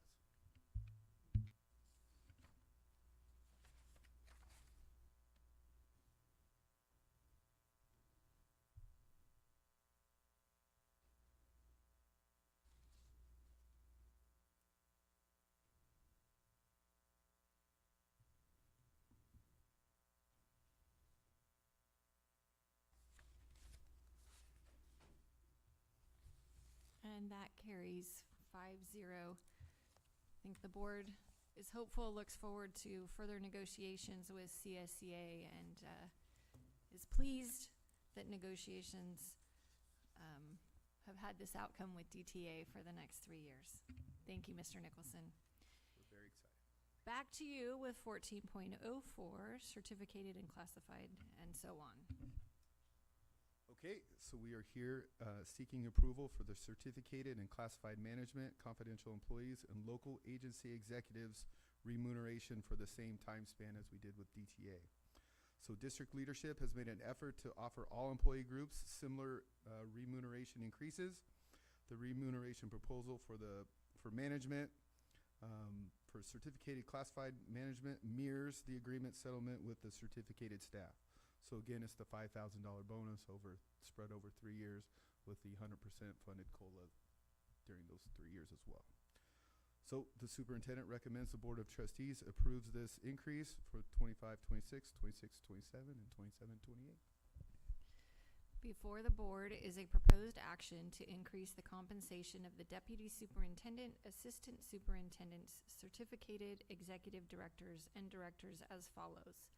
1, increase the base salaries by the funded COLA for the 25-26 school year, currently estimated at 2.93%. And 2, increase the base salaries by the funded COLA for the 26-27 school year, currently estimated at 3.08%. And 3, increase the base salaries by the funded COLA for the 27-28 school year. And finally, 4, provide off-schedule bonuses of $2,000 in 24-25, 1,500 in 25-26, and 1,500 in 26-27, as Mr. Nicholson said, to match what has been negotiated with the DTA. Is there a motion to approve? I'll make a motion to approve. And a second? I'll second. Any discussion? Call for the vote.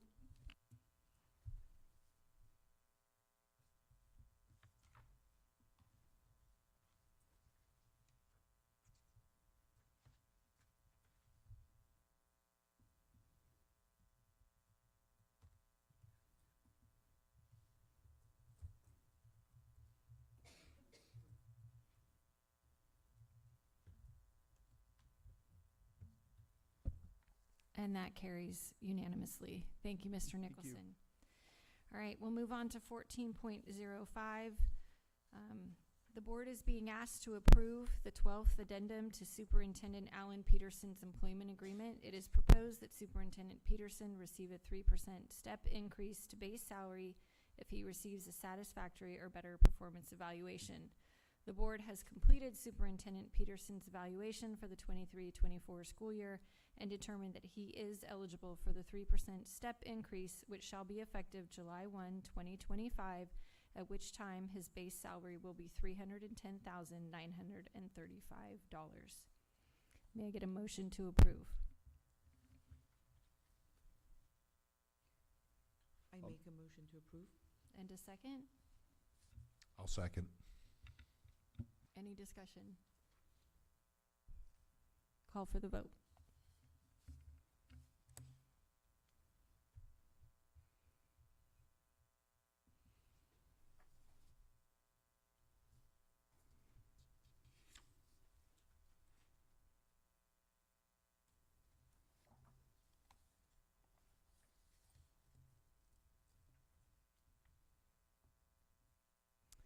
And that passes unanimously also. And I just want to say on behalf of the board that it's a privilege to work with Mr. Peterson, who's such an excellent leader of our district. Thank you.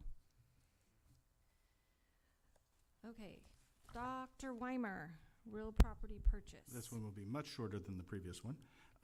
This is number 4 on the diagram that I was discussing earlier, the last piece of the business park property.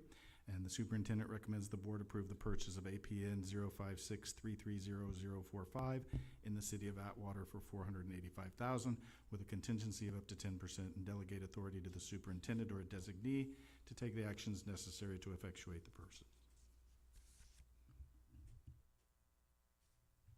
Is there a motion to approve the purchase? I'll make the motion to approve. And a second? I will second. Any discussion? Call for the vote.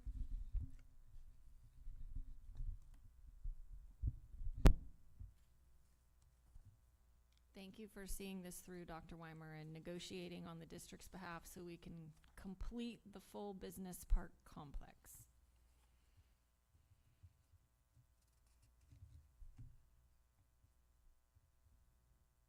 And that carries. So at this time, we will move on to the superintendent's report. Thank you, President Ham. We had an excellent morning this morning with the grand opening of the East Campus Health Center, our second health center. And anytime we can make healthcare more accessible to our students, our staff, and our community, it's just a great thing.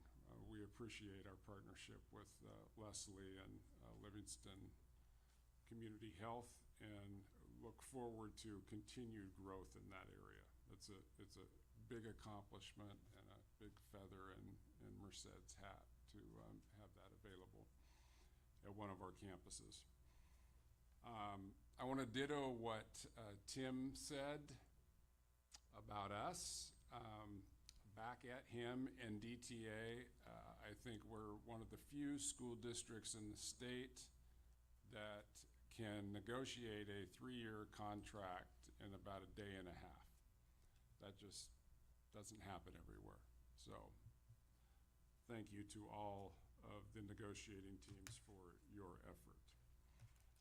I am going to yield the rest of my time to Viviana, who has far more interesting things to say than I could tonight. Viviana? Thank you. I'm just going to talk really quickly. Today, I got to attend the CIF Trades Day event. And this event is basically, they invite high school students to basically, it's where industry meets the classroom. So basically, instead of having a presenter come up and just go through slideshows, they bring their equipment in to see like what they actually work with on a day-to-day basis. And instead of, that's the way they connect with students, like, hey, you want to do a welding project? Do you want to know how to use a hammer? Things like that about the industry. So if you go to the next page. So what's really cool, they really do bring out their equipment. There's a lot of jobs that you would not believe there are. There's so many booths. And today we had 84 Livingston High School students join. We had 30 Buhat Colony students. We had 10 Yosemite High School. And then we had another set, I think about 25 students from Atwater High School that went. And if you go to the next slide. This was like my favorite part. If you click the video, it's just gonna give you a brief. So these 3 students are Livingston High School students, and they're with a lineman. So they're explaining exactly what they do the day to day. They're telling them this is not a job, this is a career. They explain the whole process of how they got started, the education they need, how much they earn, benefits. This is a competition that they're doing. They're giving them quiz questions. They're building dice. It's all hands-on. And while they're explaining how to do this certain trade or skill, they're telling them about how they can get a job. And basically, a lot of these jobs are like 6 figures jobs. And it's pretty amazing. And like I said, the whole time students are talking, I did not see one student on their phone. They were engaged. They were asking questions. And a lot of them say, hey, I never knew there was this job. If you go to the next one.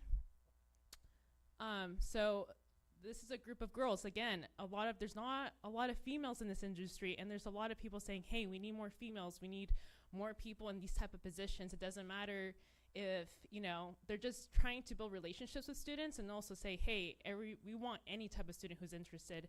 And a lot of them, they want to pay for their training. They want to pay for their education. They're telling them, you want to go the college way, or do you want to go the trade school way and get certified? So they're giving them 2 options, especially for the engineering part. And then if you go to the next slide, like I said, a lot of students were happy just to, they got goodie bags full to the rim of just different things.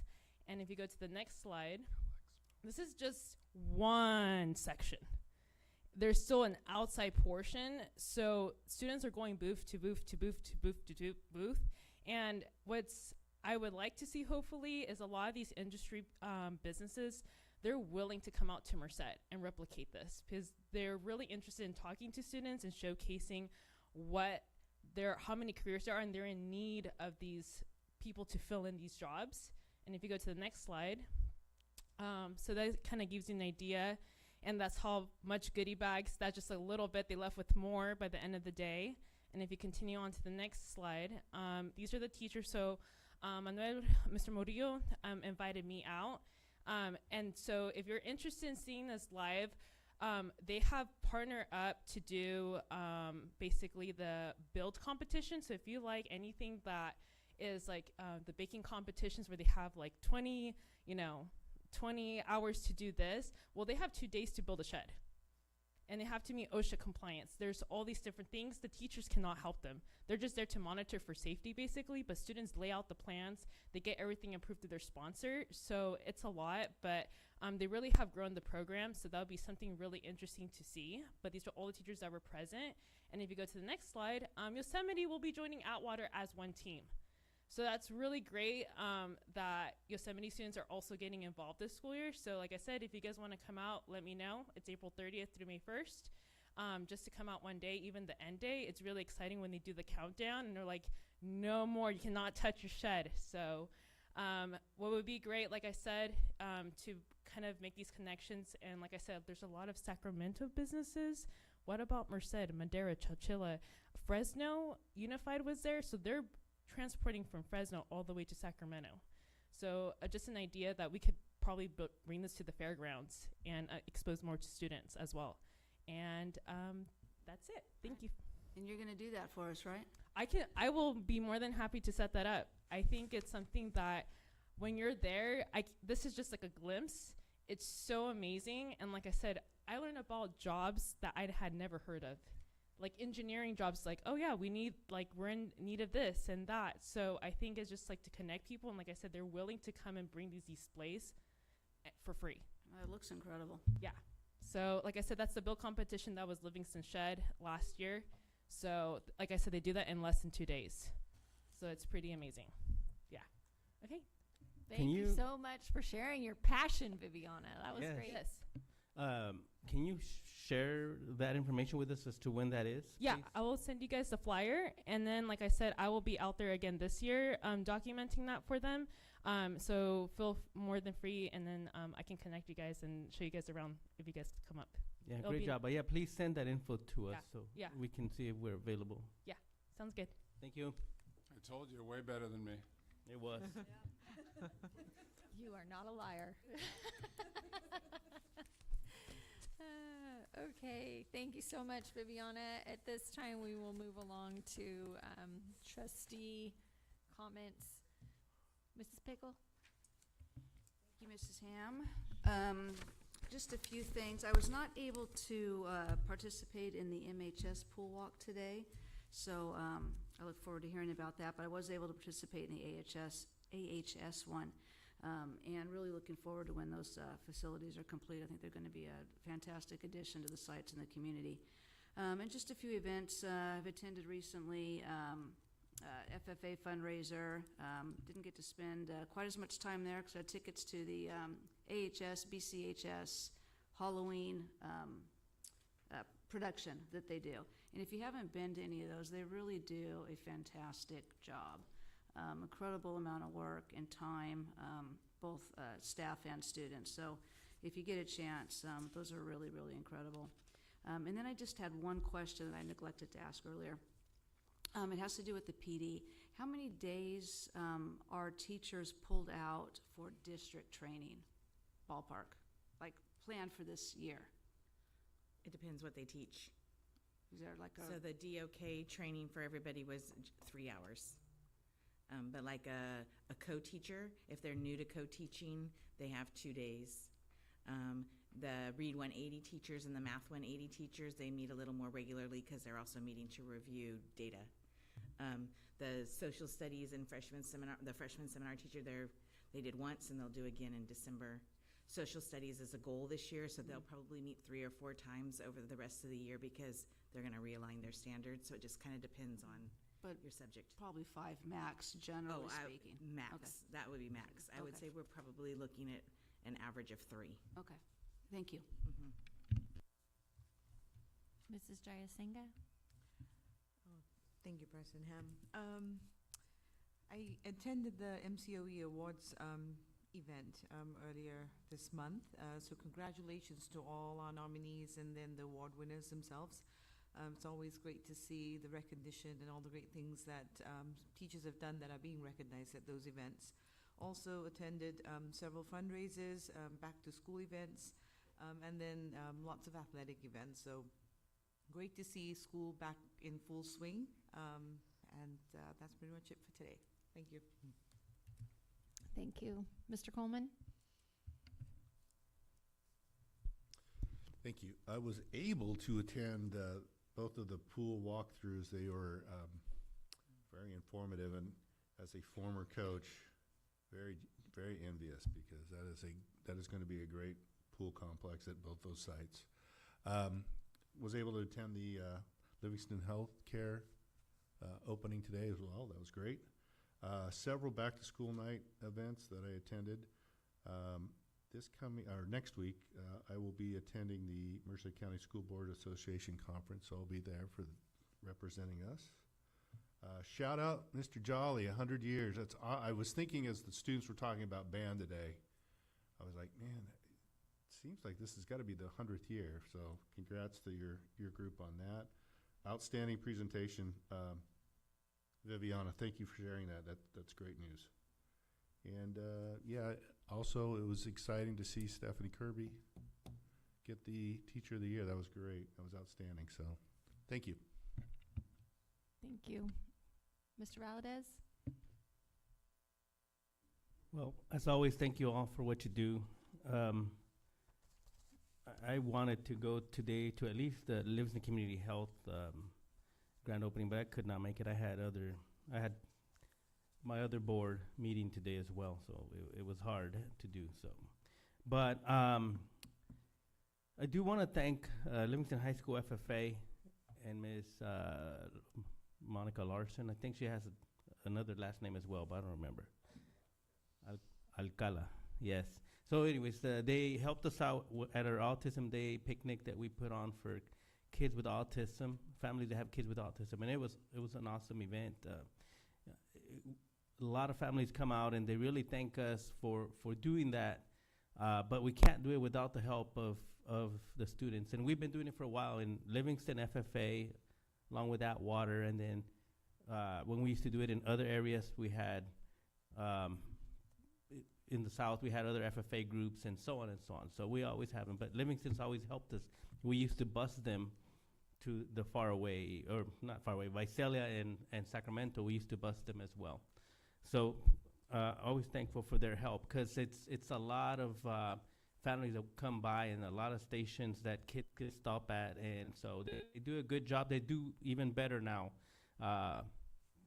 Sometimes we had to explain what type of families are attending this event, so they do a lot better, staying off their phones and so on and so on. So great job to Livingston FFA and their leaders. This weekend is the 100th year anniversary of Livingston High School, and I'm gonna have to miss it. Also, I have an event in Pismo that I have to be at. And I would have loved to be here if it was a different day. I did graduate from Livingston High School. I'm from Livingston. I did graduate about 100 years ago, probably. But I can't make it, so I would have loved to be here. And lastly, just thank you for the gifts you brought us with the 100-year anniversary shirt in it. So thank you, Mr. Jolly, and everybody here at Livingston High School. Thank you, Mr. Valadez. I too was able to be at the Merced High pool walk. I even walked inside the pool, which was pretty cool. My husband and I did together, which is we swam together as high school sweethearts. So, a little moment for us. But Melissa promised us all that both pools were going to be open by the end of October. Let's see, we're all crossing our fingers, right? As others have mentioned, the collaboration with the Livingston Community Health Center is phenomenal, and I didn't know, but random factoid, Mr. Coleman graduated from preschool there. So anyway, it's it's just an awesome way to repurpose a building that was no longer being utilized, and fantastic. So Ralph Calderon was recognized at the event for his specific partnership and work from the district level. So that was nice to see. He's picking a lot of tomatoes if you want any. I wonder, do our coaches participate in any professional development?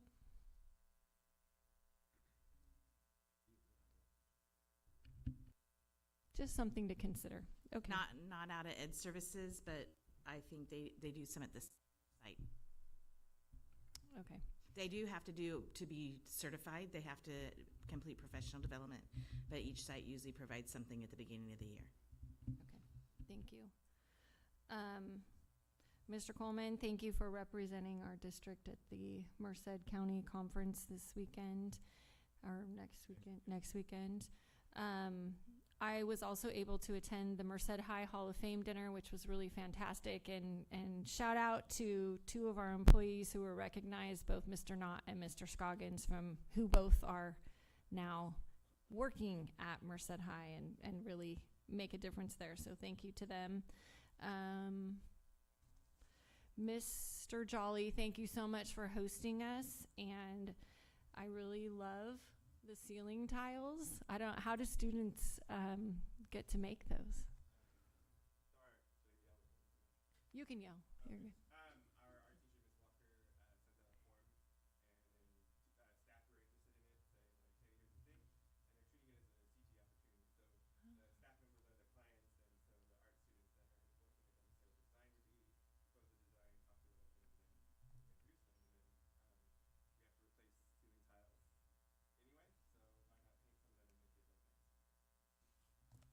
Awesome.